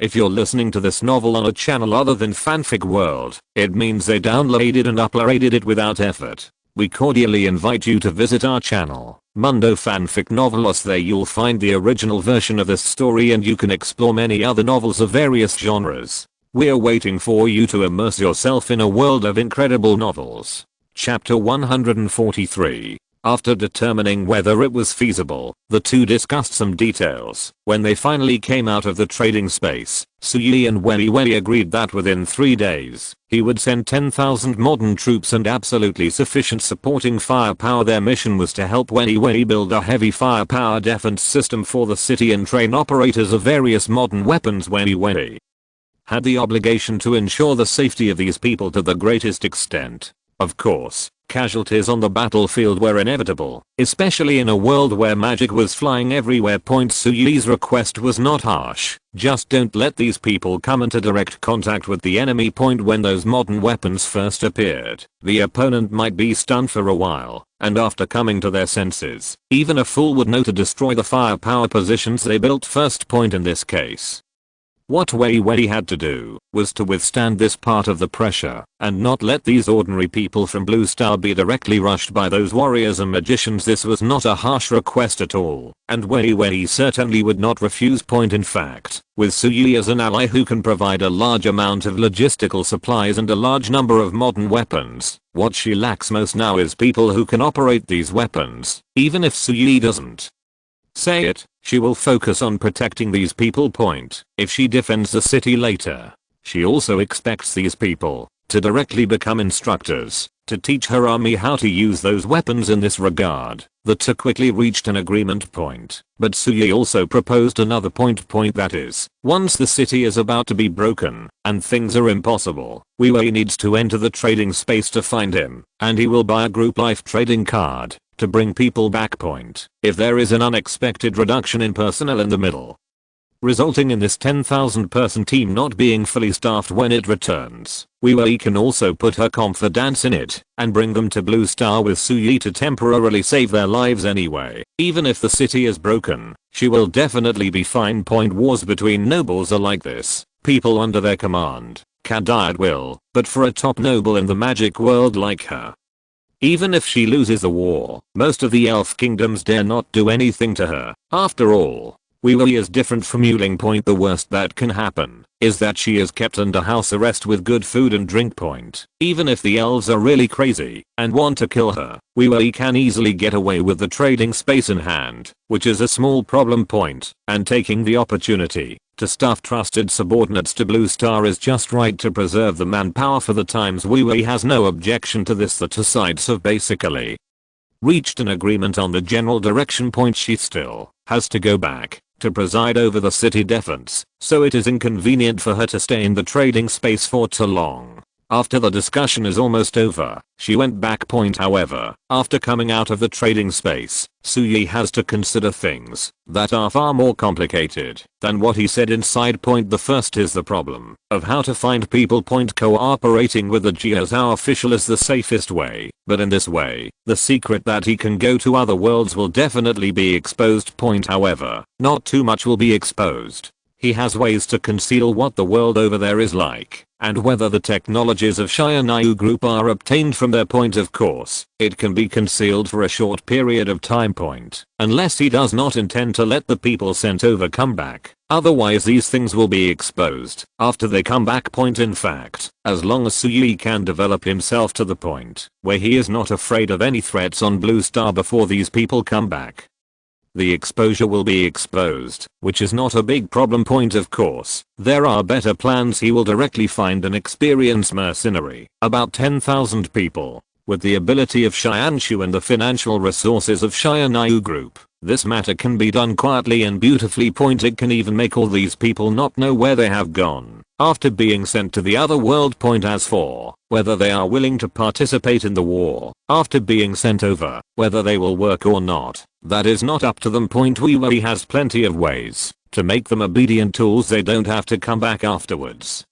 So there is naturally no risk of leaking the news, but this is too inhumane. Su Yi can kill a whole family without hesitation when he is against the enemy, but he has no grudges with him in the past or in the present, so there is really no need to do this. So after a brief thought, he decided to contact Jiazhao Point, but after the problem of finding people, more problems followed. Point, for example, weapons. What kind of planes and tanks are definitely useless there. Point, this thing is difficult to deal with the various exoskeletons that Xianyu group has taken out now, not to mention the various warriors and magicians whose combat power is stronger than exoskeletons. Those weapons that have strong single unit lethality but cannot form coverage, such as missiles, are also useless. This thing is expensive, but its advantage is long distance and high accuracy. Point, and there is no satellite precision guidance in the other world, so the role of missiles is really limited. Point, and this thing is too low cost effective to use to clear miscellaneous soldiers. If you use it to behead, you can't kill them, even if the senior officials are Saiyan's weapons that enhance individual protection are useless, and high precision weapons are not very useful. Point, then the weapons you can choose from are quite limited. Point, they are nothing more than large caliber artillery and rocket launchers. Just blow her up and that's it. Point, I heard that Kaishu seems to have some naval artillery on the road, and they have moved 1130 onto the car. This thing is also useful. I will give Wee Wee a few and put them on the city wall. As long as they are not destroyed by magic, they can be used to mow down the city. And those single soldier barrels are simple and crude. Point, with hundreds of millions of sets, Mengchuan City has tens of thousands of regular troops and hundreds of thousands of civilians with little combat power, right? This thing is not difficult to operate. After all, it is a cold weapon war, and there is no need to consider the longitude. Just carry it and bombard the city with your eyes closed. It is not difficult to operate. Point, they are all good things. In addition, there are many simple and crude weapons that can be used without much training, such as grenades. You can even temporarily modify it and replace the TNT explosives in the original grenades with the metal hydrogen that Xianyu group has just made. Considering that the average physical fitness of the people in the other world is much better than that of Blue Star, the weight can even be increased appropriately, and there is no worry about throwing it far with such a small enhancement. The power is completely incomparable to ordinary grenades. The key is that it not only has no threshold for use, but is also easy to produce. Point, even if the alien coalition forces attacking Mengchuan City are all extremely bomb resistant, they will still have their brains blown to pieces under the overwhelming firepower, so that they can feel the power of industry. As his thoughts diverged, Su Yi, who was originally a little embarrassed, suddenly felt that this battle was not as difficult as he imagined. Point, as long as Wee Wee can contain the enemy's high-end combat power, this will almost be a massacre without any suspense. Chapter 144. Su Yi felt that what he had thought of might not be perfect enough, so he immediately found Xianshu and told him about his decision, the situation in the magic world, and the general situation. Point, as expected, after establishing the corresponding model for calculation, Xianshu made many very useful suggestions. For example, directly maximize the efficiency of the metal hydrogen production line of Xianyu group and start to produce metal hydrogen for weapons from now on. Point, as for the battery, that thing can be postponed for a while. Anyway, at this stage, the purchase of metal hydrogen batteries is basically some organizations such as countries or companies, not individuals. Delaying delivery will not cause any dissatisfaction. Point, at the same time, contact the military factory that produces artillery shells in Jiazhou and directly redesign the artillery shells and replace the explosives with metal hydrogen. Point, under normal circumstances, even such a change requires a lot of calculations and experiments. It will definitely not be done in 10 days or half a month. Point, but with Xianshu, there is no need to consider these problems. Simply changing the parameters of the artillery shells and replacing the original explosives with metal hydrogen is simple for it. Point, a perfect modification plan can be calculated in a few seconds. After connecting with the Jiazhou military factory, it is entirely possible to purchase the current equipment from Jiazhou for use first. As long as it takes 1 or 2 days to fully release the production capacity, Xianyu Group and Jiazhou's military factories may be able to produce a large number of metal hydrogen shells, rockets, grenades and other weapons. The personnel to be sent to the magic world do not need to be mainly combat personnel, but should be mainly logistics support personnel. It is enough to send some people who know how to operate these weapons under the premise of fixed number of personnel, unlimited equipment and investment funds. Xianshu directly found a relatively unpopular weapon produced by Jiazhou for Suyi, Schmodular 155mm unmanned turret artillery system. A car with a gun behind it. Only a driver and a gunner can operate it. If you don't consider that you need to change your position and run away after firing a few shots, if it is used for offensive and defensive battles, even the driver can be emitted, and one person can operate it. And this thing is originally the most basic field weapon, and it does not require satellite positioning or anything like that. Replacing ordinary artillery with this kind of vehicle mounted fully automatic artillery, the cost will definitely explode. But it doesn't matter. Xianyu Group has money. Compared with WiiWi, an important trading partner, Suyi doesn't mind spending some money. Just think of it as generating income for Jiazhou military enterprises. Based on the general situation of Mengchuan City in the magic world, Xianshu quickly gave the ultimate plan that can be done under the current conditions for this action to support the other world. In addition to weapons such as fully automatic artillery, there are also Jiazhou's latest rocket launchers. A rocket launcher vehicle only needs 3 people to operate. This is the real firepower coverage artifact, and the main feature is large quantity and fullness. There are even more types of shells. Armor-piercing shells are meaningless there, and are not needed at all. In addition to the new high explosive bombs using metallic hydrogen, all kinds of cloud bombs and incendiary bombs are used. There are no restrictions in the magic world. There is no need to worry about inhumane incendiary bombs. You can directly give the other world a little shock of white phosphorus bombs. Xianshu even suggested that Suyi could go to Bald Eagle and other western countries to get some chemical weapons such as poison gas bombs. Suyi thought about it and gave up. But looking at the list of various weapons listed by Xianshu, he couldn't help swallowing his saliva and worried about the aliens outside Mengchuan City. He originally thought that since modern high-tech weapons were of little use to enemies from other worlds, the support he could give to WiiWi here was also limited. Now it seems that even without those high-tech precision weapons, the other world can still be in trouble. After discussing with Xianshu, he went straight to Old Man Lin. Because the press conference had just ended, Old Man Lin still had a mission here, and he was going to find time to talk to Suyi about cooperation later. In addition, Xianyu Group had no intention of driving people away, and everything on the island was open except the headquarters building. Naturally, he didn't leave at this time. When Suyi found him, the old man was fishing with his eldest grandson on the fishing platform specially prepared during the construction next to Penglai Island. As soon as he approached, he heard the old man's impatient scolding. "No, do you know how to fish? How can you fish like this, Grandpa? You didn't catch any fish yourself, so why are you blaming me? Hey, if I wasn't too old and afraid of catching a big fish, I would have caught a lot of fish long ago." Ah, right. Lin. Yilin has become accustomed to his grandfather's nagging, and he doesn't argue. Anyway, it's alright. There should be a lot of things to play on the island. Why do you two want to go fishing? Yi walked from the corridor bridge to the two of them, looking at the empty catch. He couldn't help complaining. "Oh, it's Mr. Su." Old Man Lin turned around immediately and then patted his eldest grandson beside him. "I don't care about these things at my age, but this kid is clamoring to fish, but he's afraid to come alone, so he asked me to accompany him to play. He's just a child." "Yes, Mr. Su, I prove that Grandpa is right." Lin Yilin agreed seriously. Suyi smiled and said, "You won't be able to catch a single fish, even if you fish until tomorrow. Forget it." Old Man Lin immediately blew his beard and glared. "Mr.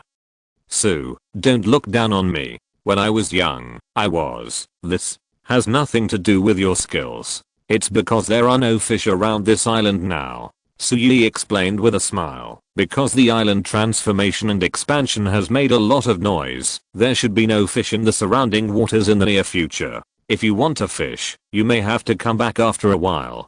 We have created an artificial simulated coral reef group under this fishing area, and we will regularly release food to attract fish. It shouldn't take long for the fish here to increase. Is this so? Old Man Lin blushed. I said this must be a good place for fish to gather. Why can't I catch them? Ahem, Mr. Sue, is there something you want to talk to me about? He decisively changed the subject. Sui didn't say anything, but he didn't deny that there was something. Old Man Lin saw this and reacted immediately and glanced at his grandson. The two of them stared at each other for a long time, but Lin Yilong didn't react. The old man immediately kicked him on the butt. What are you looking at? Go buy me a bottle of water. After sending his grandson away, Old Man Lin looked at Sui with a serious expression. Is there something important? It should be a big deal. Chapter 145. Mr. Lin is so interested in fishing. If there is no fish to catch on our island, wouldn't we be neglecting our guests? So Yi looked at Yuling. Old Man Lin was confused. Were they just talking about something important? Why did they suddenly talk about fishing again? Then he saw Yuling slowly walk to the water's edge. While she was muttering something, a ray of green fluorescence slowly appeared in her palm. The last ray of fluorescence seemed to have a physical body and was thrown into the sea by Yuling. The green light suddenly spread out the moment it touched the water surface and then disappeared without a trace. This made Old Man Lin even more confused. What's going on? Fortunately, this didn't bother him for long. Soon, Old Man Lin had the answer. On the originally calm sea surface of the fishing spot, a small fish slowly floated up. The second, the third, more and more fish appeared in the small pavilion at the fishing spot, and they were getting bigger and bigger until a certain moment, when Old Man Lin looked around, he saw an endless school of fish under the sea. This almost miraculous scene made him forget to breathe for a moment. If he was not in good health now, he would have died without being able to catch his breath. This Old Man Lin looked at Sui, stunned. Previously, they could understand that the scene of Yuling's flower blossoming at the press conference was a trick created by Xianyu Group through some technological means, for example, holographic projection. After all, flowers are dead things, and there are not so many movements, but now it is different. He is 100% sure that these fish under the water are all real live fish. These fish not only suddenly gathered in this sea area, but also only around the pavilion at this fishing spot. They neither rolled and splashed water at will, nor did they show any signs of leaving. They just quietly adjusted their positions on the sea surface with the waves and kept facing the pavilion. Spiritual summoning, a simple little magic. Yuling smiled at him and then retreated behind Sui. Old Man Lin took several deep breaths before he recovered. His mind was not slow. He quickly remembered a special term that Xianyu Group had mentioned before, but soon ignored. Is this the life essence you mentioned? Have you really mastered this substance? Not only for the water of life, but also can you use this energy to gain special power? Life essence. Sui thought of what Yuling had made up before and said with a twitch of his mouth, according to your understanding, it is actually correct. This is indeed a way to control the life essence, but you got the order wrong. We first mastered the method of using the energy of life essence to gain special power, and then we have the water of life. Sui gave his answer quite generously this time. Old Man Lin was stunned for a moment, and then he suddenly smiled with relief. Damn it, I said that it was impossible for the Zheng family in Jiangcheng and the Tao family in Modu to die soon after they offended you. Those grandsons insisted that it was definitely a coincidence and could not be man-made. You are so cruel. You didn't leave a single person alive. That can't be helped. I'm narrow-minded. Sui shrugged. So, what do you want to do? By telling this to the old man now, Old Man Lin probably guessed that what he was going to hear next was definitely a huge secret, and he became serious at this time. At the same time, in order to prevent his old eyes from mishearing and remembering it wrongly, he took out a recording pen in front of Sui. I have a big thing to cooperate with Jiazhao, so Yi didn't mean to delay any longer and roughly told Old Man Lin about the magic world and his own plans. Old Man Lin thought he had been mentally prepared. But after hearing Sui say that he wanted to send troops to support another world, he still couldn't hold it in for a while. His eyes were empty and his expression was dull, and he didn't come back to his senses for a long time. Until Sui pushed him. What do you mean?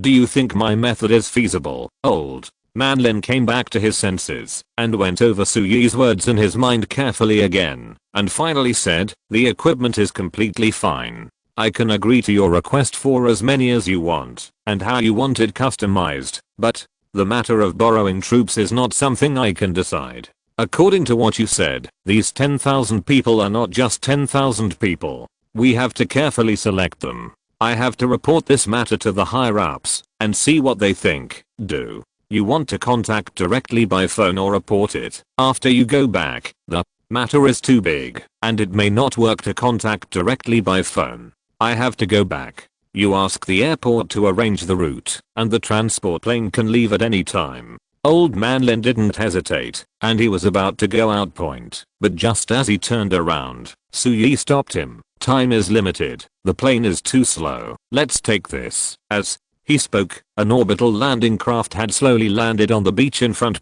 Old Man Lin looked at this huge thing that could hover and take off at will and couldn't help swallowing his saliva. Suyi came out of the press conference in this thing, but he never mentioned what it was from beginning to end. One of his important tasks was to find Suyi to ask what this thing was and whether Jiazhao could buy one to study it. I didn't expect that this time it would be so easy. Before he even asked, Suyi drove this thing in front of him. "Let's go. This should be much faster.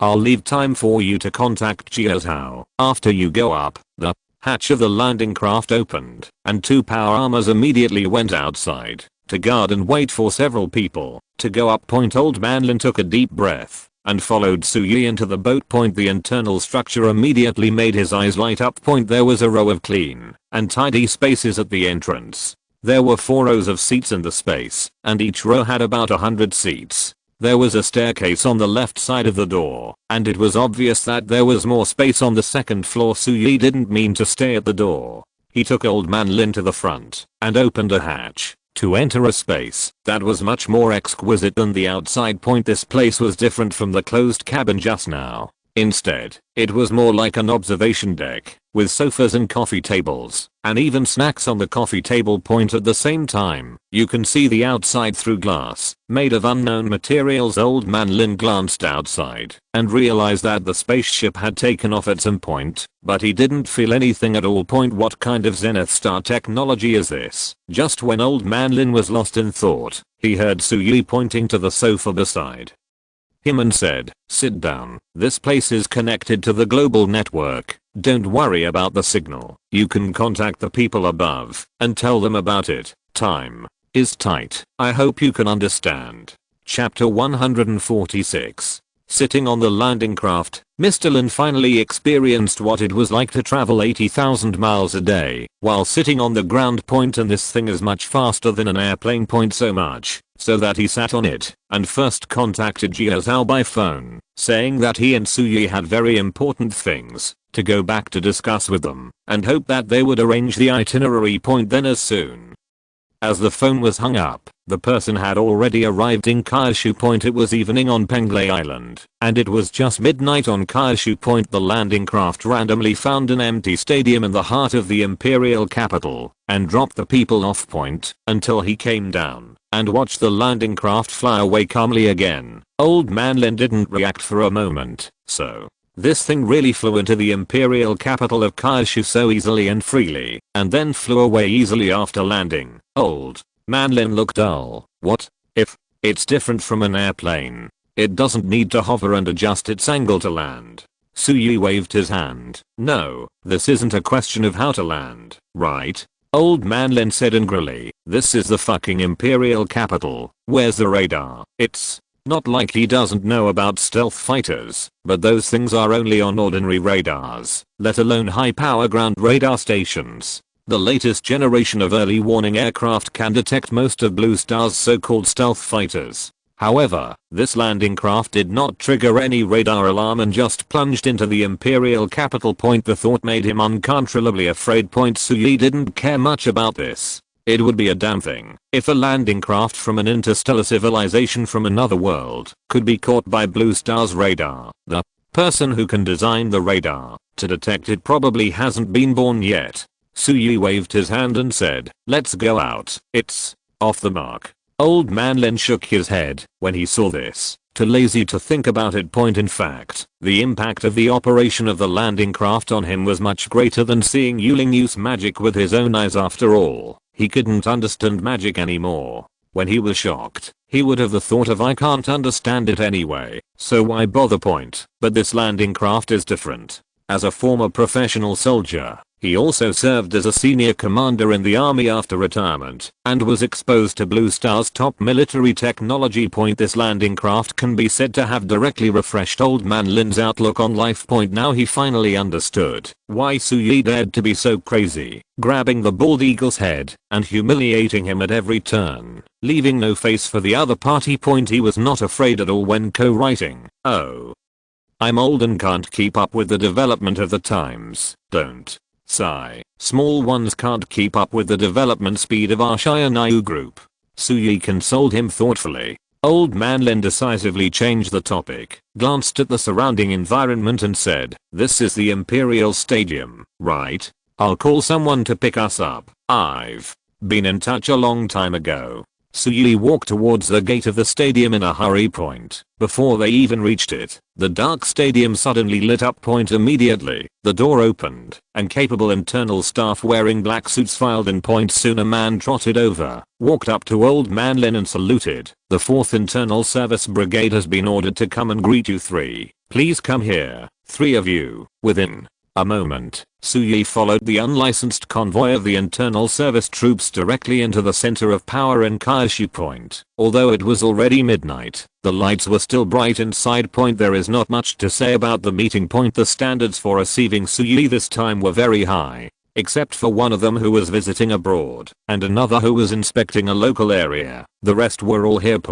After explaining his request for cooperation, because he had been notified by Old Man Lin in advance, there was obviously some preparation there. Soon the two sides reached consensus on the general direction, and the next step was to discuss the details. The focus here is actually on the safety of these 10,000 people. During non-war times, an army of 10,000 people disappeared out of thin air, and the pressure on the Kaishu center was also huge. The final result was that after these 10,000 people followed Suyi to another world, they were at Suyi's disposal. But once an accident occurs, in addition to the pension provided by Jiuzhou itself, Shiranayu Group will also provide an extremely generous pension. How rich is it? It is probably a pension of more than 10 million, which is directly paid into the cards of the family members. At the same time, family members can permanently have free use rights to all Shiranayu medical products under Shiranayu Group.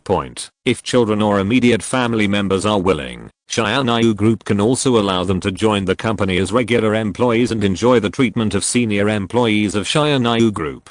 Not only can they also get free houses, but in the future Shiranayu Group will also set up schools, hospitals and other facilities internally for employees, which they can enjoy for free. In short, even if the people in the past died in battle, Shiranayu Group will clearly arrange all their escape routes for them, so they don't need to worry.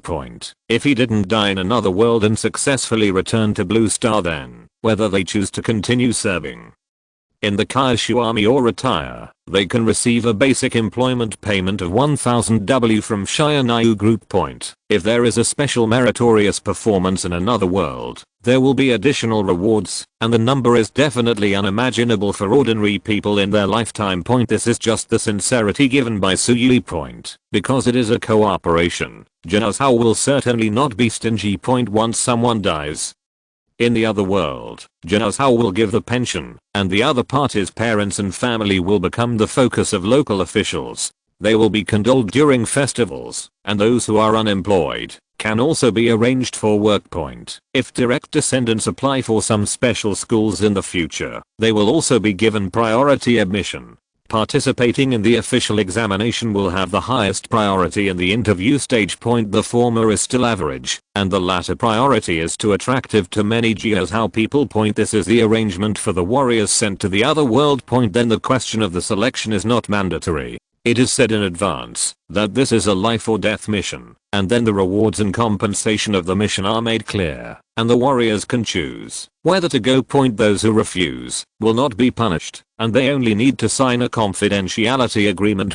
In fact, no one will refuse when it is executed. The warriors of Jiuzhou are not afraid of death. In order to safeguard the interests of Jiazhou, they fully comply with the instructions of their superiors. As for the commander of this operation, after some screening, by coincidence, I chose an old acquaintance of Su Yi. Lin Yiling, grandson of old man Lin. Well, he is still on Penglai Island. Chapter 147. Although the matter has been settled, and the transfer of personnel is simple, it still takes time to prepare the mobilization of various weapons and equipment and logistical supplies, so 3 days is not short, but time is still very tight for such a major event. The final plan is for Jiazhou to place the equipment in several different bases, and Su Yi will take the landing craft to get it directly after it is ready. As for how he gets it, don't worry about it. In addition to the weapons that will be redesigned and produced over time in the future, the first batch of weapons sent over are basically stocks in the armament warehouse. After all, Jiazhou's army has its own responsibilities, and it is not idle. If a large number of active equipment is withdrawn rashly, it is very likely to cause serious consequences. If something unexpected happens, and the inventory of equipment does not mean that it is worn out second-hand equipment. There are indeed some used and obsolete equipment that can still be used, but most of them are actually brand new equipment. They are placed in the warehouse just in case, so as to avoid the logistics of sudden war. This incident is actually an emergency for Jiazhou. It may even affect the country's destiny. The main reason is that Su Yi gave too much. First of all, it is the right to purchase the medium-sized exoskeleton of Sentinel-2. Compared with the castrated version of Sentinel-1 sold by Xianyu Group to foreign countries. Although the data of Jiazhou's Sentinel-1 is much better in all aspects, the architecture of this exoskeleton armor is essentially the same, and there is no generation gap. But Sentinel-2 is different. Compared with the light exoskeleton, the medium-sized exoskeleton is not only improved in data, but also has a huge expansion space brought by various internal auxiliary equipment and more external interfaces, which can bring a very direct improvement in combat effectiveness. Moreover, Sentinel-2 has a built-in combat auxiliary AI.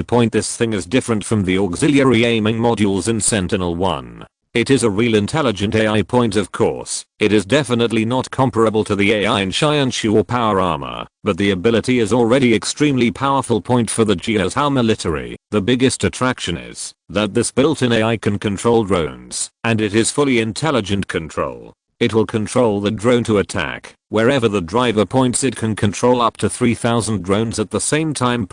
Once this thing is thrown on the battlefield, it can really achieve the effect of I'm a swarm of bees. One person makes an army. When the Jiazhou military knew about the Sentinel-2 and Sentinel-3 before, they had already wanted to purchase them. This time, old man Lin went to the Xianyu Group's press conference to take the opportunity to bring up this matter and see if they can negotiate. Su Yi was originally going to sell them Sentinel-2. But now, by chance, they haven't mentioned it yet, and Su Yi came here. This has become one of the conditions for asking Jiazhou for help. Another condition is about the water of life. Of course, it is not the version that can prolong life, but the most basic version that can save people from pain. Jiazhou hopes that Su Yi can provide more steadily, instead of letting Xianyu Medical release hundreds of thousands of units on the official website every once in a while as before. If possible, they hope to let the medical insurance department contact Xianyu Medical to discuss whether it is possible to include this extremely effective drug in medical insurance. Jiazhou did not require the specific price to be lower than a certain amount. We plan to let the professional team talk to Xianyu Medical at that time. Many things are like this.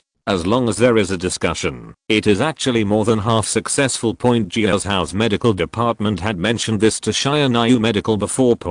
But the matter was handled by Xianshu, and it believed that this would not maximize the interests of the group, so it did not agree. In fact, Su Yi himself is not too concerned about these trifles now.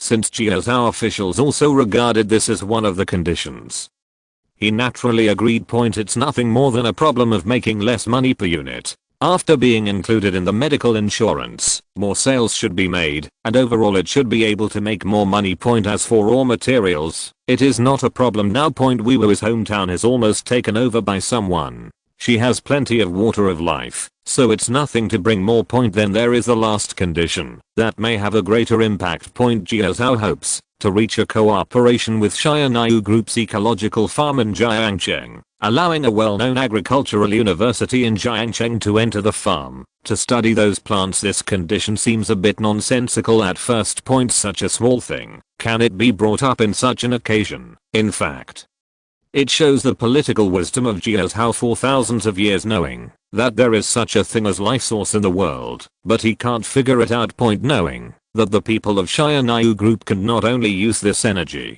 to make water of life and those benign mutant plants, but even people can gain superpowers. Jia Zhao must be nonsense if he says he doesn't want to study it. But Xianyu Group has always been vague about the so-called life source, and obviously doesn't want to develop it with others before. For Jia Zhao, I didn't think about asking for trouble.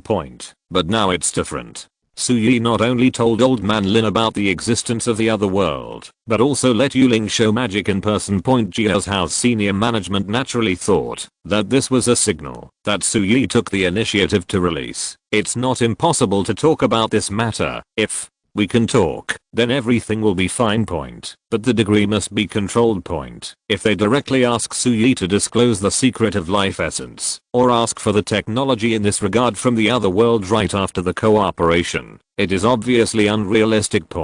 So they have to settle for the second best. They don't ask for the latest supernatural power technology from the other world, but just keep up with the technology that Xianyu Group has brought to Blue Star when other countries still have no idea about life essence. Jia Zhao has been able to send these magical crops that can enhance human physique to the tables of people across the country through its own learning and research and development. This is a huge progress. Jia Zhao's top leaders have always understood one thing, that is, neither Xianyu Group nor Su Yi are Jia Zhao's enemies, not even competitors. Since the Xianyu Group and Su Yi showed their heads, they have not had any conflicts with Jia Zhao officials, nor have they done anything to threaten Jia Zhao's interests. Even now that he has occupied Penglai Island, he has frightened the bald eagle. If he wants, he can even establish a country and become an emperor, but he still doesn't do so and continues to regard himself as a Kaishu citizen. Compared with this common understanding, the top leaders of Kaishu are happy to be confused about the small issues such as whether he has a passport when he goes to Penglai Island, whether it is considered smuggling, what kind of place Penglai Island is, and which country's territory it belongs to.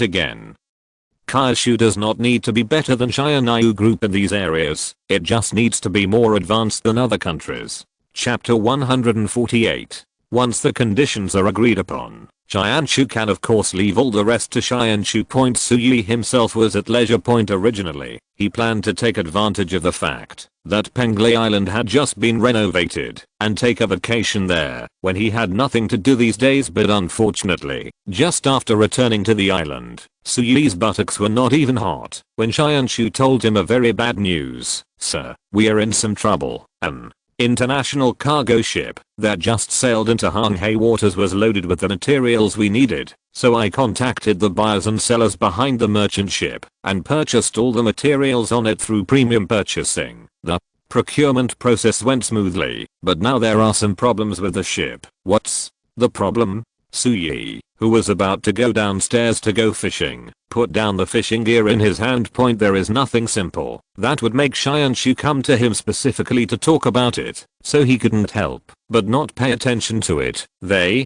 encountered pirates. They are the famous pirates of Suoguo on Blue Star. 6 hours after I reached an agreement with the buyer and seller behind the merchant ship and paid the payment and freight, the ship turned around and rushed to Penglai Island. It passed through the waters of Somalia and was subsequently seized by pirates. The ship belongs to the Kaishu ship, and the goods transported on it are industrial semi-finished products sold by Kaishu to the Aoshao Alliance. For Suoguo, which has no industrial foundation, these goods themselves have no value. Under normal circumstances, their ultimate goal is to rob merchant ships. They should be asking for a reward, so usually they won't touch such giant ocean-going cargo ships. They will only detain people. But this time, after they robbed the merchant ship, not only did they not ask for any reward from Jiaozhou Shipbuilding Group immediately, but they detained the people and then drove the cargo ship to a port in Somalia. Not only did they want to detain the people, but they seized the boat together. This behavior is quite abnormal, and the timing is too coincidental. I think their purpose is not just robbery, but it is very likely that there is someone behind the scenes. Su Yi frowned when he heard this. Can you find traces of their instigation through the internet, Mr. Can't be found. Xianshu replied immediately. The previous actions of manipulating online public opinion may have attracted the attention of some forces. This time they left almost no traces on the internet. They should have controlled everything through offline actions. There are only a few countries and forces in the world that can remotely control these pirates. To do this kind of thing offline, the scope of suspects was suddenly narrowed. Have they not asked for ransom yet? Not yet. Jiaozhou Shipbuilding Group is already in contact with them, and the result is not optimistic. Then don't worry about it for now, and let people from Jiaozhou contact you. Su Yi waved his hand. This is definitely not the first time Jiaozhou officials have encountered this kind of thing, and they have much more experience in handling it than he does. Just let professionals do professional things. I speculate that their target should be Xianyu Group. If Jiaozhou goes to negotiate, it may be difficult to get any ideal results. Xianshu reminded. In addition, the materials loaded on this ship are what we urgently need at the moment. These materials are indispensable for the expansion of Penglai Island's industrial zone. If it cannot arrive at Penglai Island port within 3 days, it will most likely delay the planned opening of the Magic World Military Assistance Program. Of course, there is another solution. That is for you, sir, to go there in person and use your own space to transport the materials to the origin. When Su Yi heard this, his eyes couldn't help but condense, and after thinking for a moment, he suddenly sneered. It seems that those white-skinned gangs are still determined to be evil. Many clues are connected together, and it is not difficult to guess that the people behind this incident are the Bald Eagle and the Northern Ocean Convention people. In such a short period of time, the only ones who can control the pirates without using the internet are these traditional Western powers. As for the purpose of these people, it is of course easy to guess. It is nothing more than letting these pirates stimulate Xianyu Group to act as scapegoats. Forcing Xianyu Group to use force to get back its own goods and rescue the kidnapped crew members. After all, although Sorok has been in a state of anarchy for decades, it is still a nominally sovereign country. Even if they reject all the conditions proposed by Kyushu cannot really ignore the international influence and drive warships across the ocean to fight against pirates. In the end, Xianyu Group had to take action on its own if it wanted to resolve this matter quickly. As long as they take action, they can evaluate the combat effectiveness of those powered devices and exoskeletons with the current development momentum of the Xianyu Group. Once these Western countries determine that power armor and exoskeletons can solve the problem, they will inevitably launch a war against Penglai Island without hesitation. There are too many reasons for them to go to war, and they haven't completely broken up yet. Ultimately, it's because they are not sure of the true strength of the Xianyu Group, and dare not act rashly.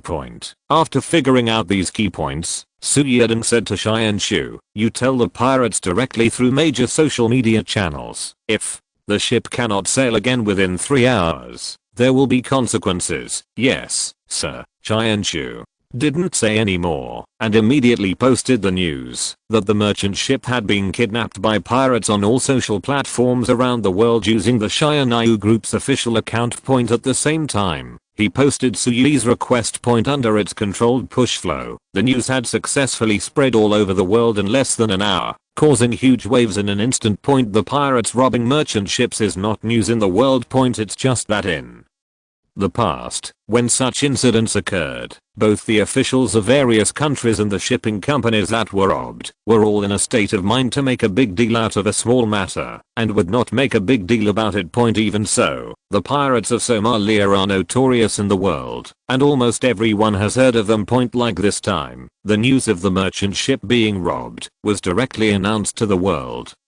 and the pirates were asked to set sail again within 3 hours. No, not within 3 hours, but within 3 hours. This is the first time that pirates are so ostentatious and are not taken seriously at all. It caused an uproar for a while. After all, no matter what you say, Somalia is also a country in name. They have taken the things back to their own territory. If you don't pay the ransom honestly, can you send troops to fight them directly? Then the matter is not a simple fight against pirates, but an invasion. This is also the reason why countries have been troubled by these pirates for so many years, but they have never been able to do anything about them and cannot cure them. Fighting pirates is not the same as attacking a sovereign country's territory. Chapter 149. You are still too young. Just pay the money honestly when encountering this kind of thing. This matter is settled now. What will you do if people don't listen to you? Is it possible to really send troops to fight over it? Haha, young people don't know that the sky is high and the sky is high. I'm the boss of Shayanayu Group. If I were to handle it, I would definitely be able to handle this matter beautifully. Even such small things cannot be handled well. Leodeng really talks a lot. Why are you not the boss of Shayanayu Group if you are so awesome? Haha, I have a backstage. I can only say that everyone understands it. It's normal for you young people not to understand. To be honest, I don't think this is appropriate. Originally, there was room for change. The two parties had to talk it over in private and give some money and treat it as a waste of money and disaster. But now it's like putting both sides at odds. On fire. Yes, if the pirates are obedient and send back all the people and goods, what will they do in the future? The next time we rob a ship, the one being robbed will also follow the example of Shayanayu Group and issue a notice. What will they do? It's impossible for them to let him go. If they really don't let go, then the pressure will come to Shayanayu Group. They just won't give you this face and will treat what you say as nothing. What should you do? Is it possible that violent organizations were actually used to snatch it back? Does Suyi have this strength? Don't tell me. There really are. Look at those exoskeletons and power armors. You don't think a bunch of pirates can defeat such things, do you? Exoskeletons and powered armor are just propaganda and money making without actual combat. Only fools will believe it. It doesn't matter whether you believe it or not. Anyway, I know that many countries have placed orders for the Sentinel-1 exoskeleton. They want more advanced exoskeletons and power armor, but when Shayanayu Group does not sell them, let's wait and see. I even have a feeling that Shayanayu Group may really be able to directly solve the pirate problem in Su country. Dude, are you serious? It's impossible to solve it if you want to eat shit. It is determined by one's national conditions. It is indeed an inevitable result that pirates are so rampant in Suogo. In the chairman's office on the roof of the group headquarters building, Suyi was teaching Yuling the origins of these pirates. Their position is great. They guard the entrance of the Hanghe Sea, the main cargo route between the east and the west, and then they are so poor that they are still very poor. In front of us is a golden waterway that connects the whole world, but I am so poor that I feel so miserable. What can I do? Just grab it. Occupying such a good place, you shouldn't be poor if you do business normally, right? Yuling looked at the location on the map and asked doubtfully. It's a mess internally, with wars going on every day without stopping. It's said to be a country, but it's actually an anarchic and chaotic area. It's only when it's not poor that there are ghosts. Before, you said that most of the wars and chaos in the world have the shadow of the bald eagle. So is it because they are responsible for the country becoming like this? In Yuling's heart, Blue Star's bald eagle empire has become the image of mid-level villain, capable of committing all kinds of evil. Now, when we talk about these things, it is inevitable to mention them. It does have something to do with it, but it's not the essential reason. Suyi said with a smile. The bald eagle had a kind heart once in its life and wanted to do a good deed without any profit purpose, and it was here. Then. What? Then? Black Hawk Down. We can watch it together when we have time. The movie is pretty good. The reason why this place has become so chaotic probably involves a further period of time. At that time, the leader of the world order was not the bald eagle, but John Bull over there. As colonists, these guys were lacking in virtue. Borders have been drawn all over the world, leaving a lot of disputed areas, so that many small countries continue to have wars because of this. Solon used to be the little overlord of the Black State, but because of the border issues with neighboring countries, they got into a fight. In the end, both sides suffered losses, and the government collapsed, turning it into the current state of anarchy. The whole thing is full of black humor. The disputed area was originally a quiet place and neither side cared about it. But one day, an energy company from Moscow suddenly came out and said there was oil there, and then they started fighting. Suyi shrugged. The level of abstraction in his house was outrageous. It's really hard to figure out whose responsibility it is for SUOGUO to become like this in the end. It can only be traced back to John Ball's many mistakes. Yuling blinked, a little confused about the brain circuit of the Blue Star people. After thinking for a while, he decided to change the topic. So how are you going to solve it this time?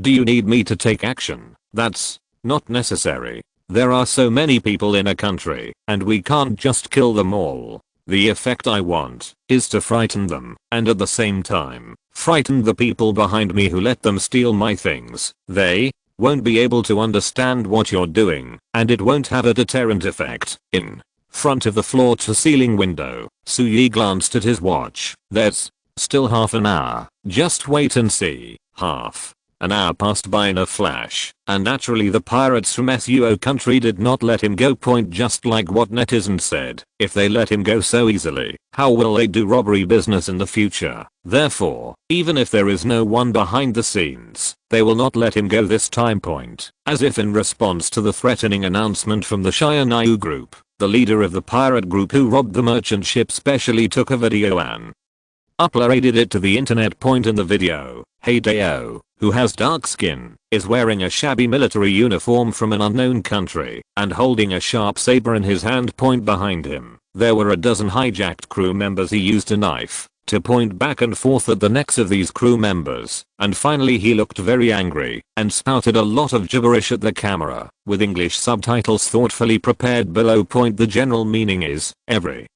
3 hours, he will kill a hostage. If Shianayu Group wants to rescue these hostages, it must deposit $1 billion into their designated account every 3 hours, with no upper limit. If you want to take the people and the merchant ship back at the same time, let Shianayu Group's boss Suyi go to them in person to take them back. Point in the end, this guy smiled with a lewd face and said that Shianayu Group's CEO Yuling was very beautiful. If Suyi didn't dare to go, they could let Yuling go and let them release the people. Point provocation. Normal people know, after watching the video, that these pirates have no intention of talking properly. This is a naked provocation. Point depositing $1 billion every 3 hours is not 100,000 yuan. Point it's not worth the price, even if you kidnap the bald eagle president, not to mention the outrageous operation of asking Suyi to pick up the person in person and insulting Yuling. Point even a fool knows that these people have no intention of bargaining. Point after watching the video,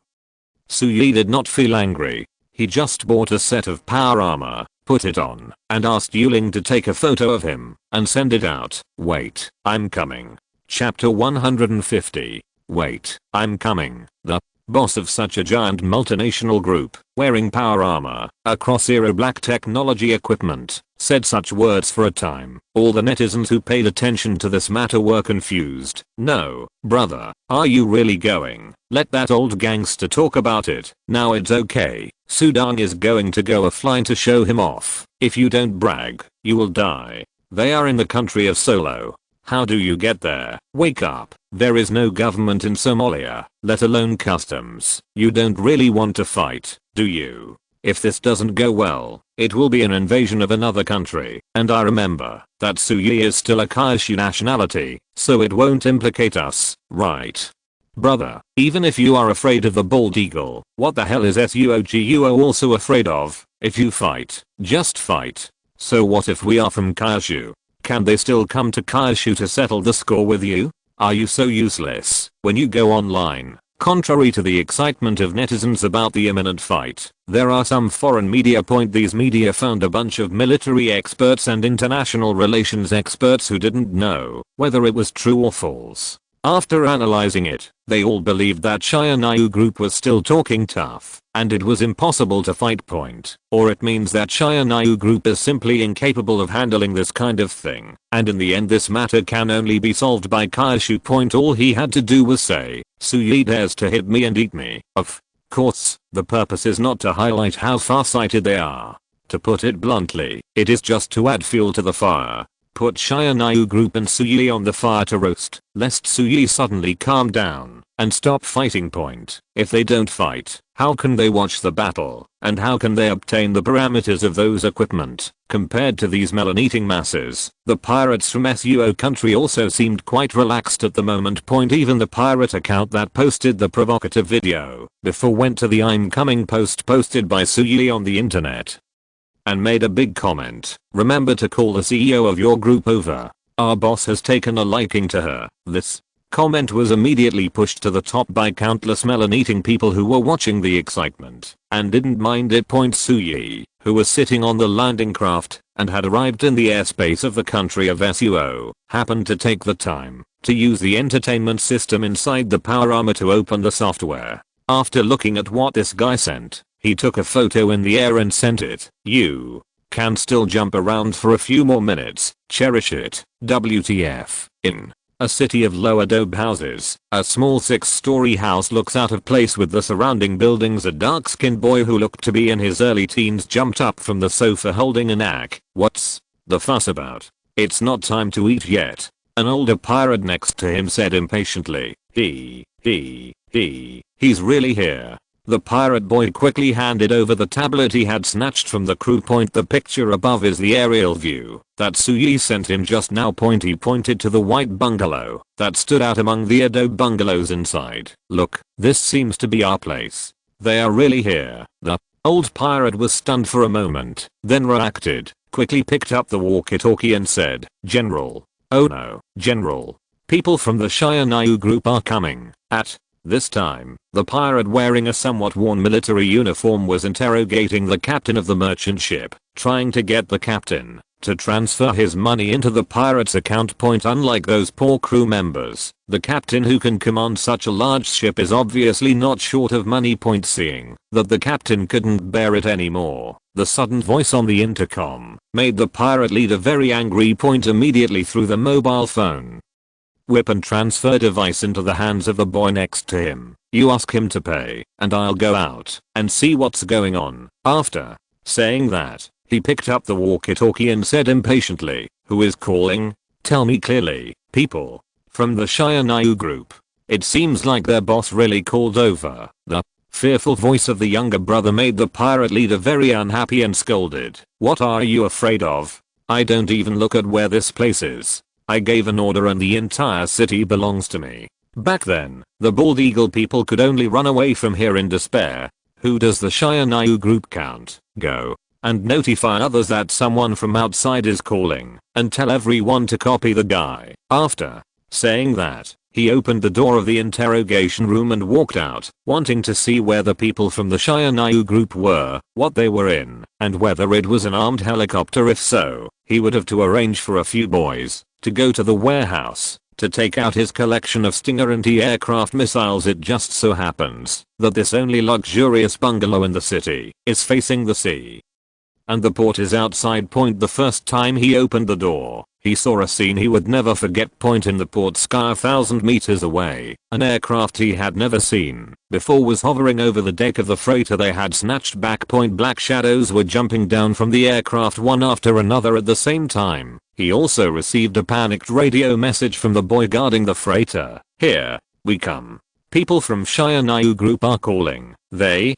are all monsters. Bullets are of no use to them. Help. The chaotic figure and the shocking scene in front of him made the pirate leader swallow his saliva, and his brain fell into a state of shutdown point. It was not until he saw the spaceship retract its hatch and fly back to the city that he reacted. He hurried to the simple broadcasting room in the villa, turned on the city-wide broadcast and shouted, Enemy attack! Enemy attack! Take out all the weapons in the warehouse and bring out all the hostages. Everyone in the city, take up arms, defend our homeland, and repel these invaders. Those who don't have weapons, come to me to get them, quickly. The Landing craft moved forward slowly, and Suyi sat inside and observed the shabby town in front of him. With no emotional fluctuations on his face, point with the speed of the landing craft, he could rush in and wipe out the pirate leaders before these mobs could react. Point, but this is a temporary solution point, and solving the pirates is not the purpose of his visit this time.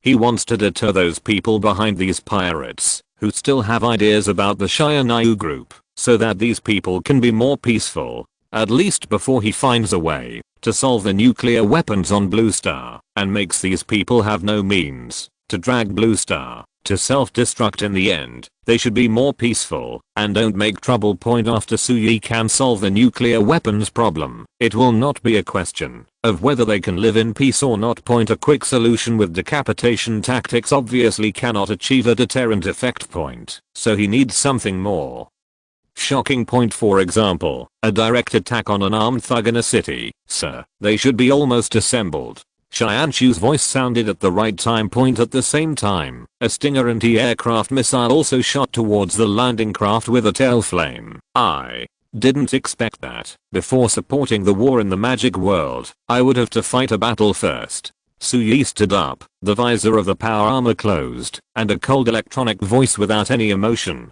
came from the armor. Let's start. Those with weapons in their hands, don't leave a single one. Before the voice fell, the hatch of the landing craft opened suddenly. Point, a power armor flew out in an instant, grabbed the Stinger missile at a terrifying speed, and stopped it with a terrifying force, and threw it back to the ground. End of this chapter. Thank you very much for reaching the end. Don't forget to like. Looking for more exclusive content and immediate access? Subscribe to our Patreon. Remember, every like, subscription, or donation encourages us to continue. Thanks to everyone. See you in the next video.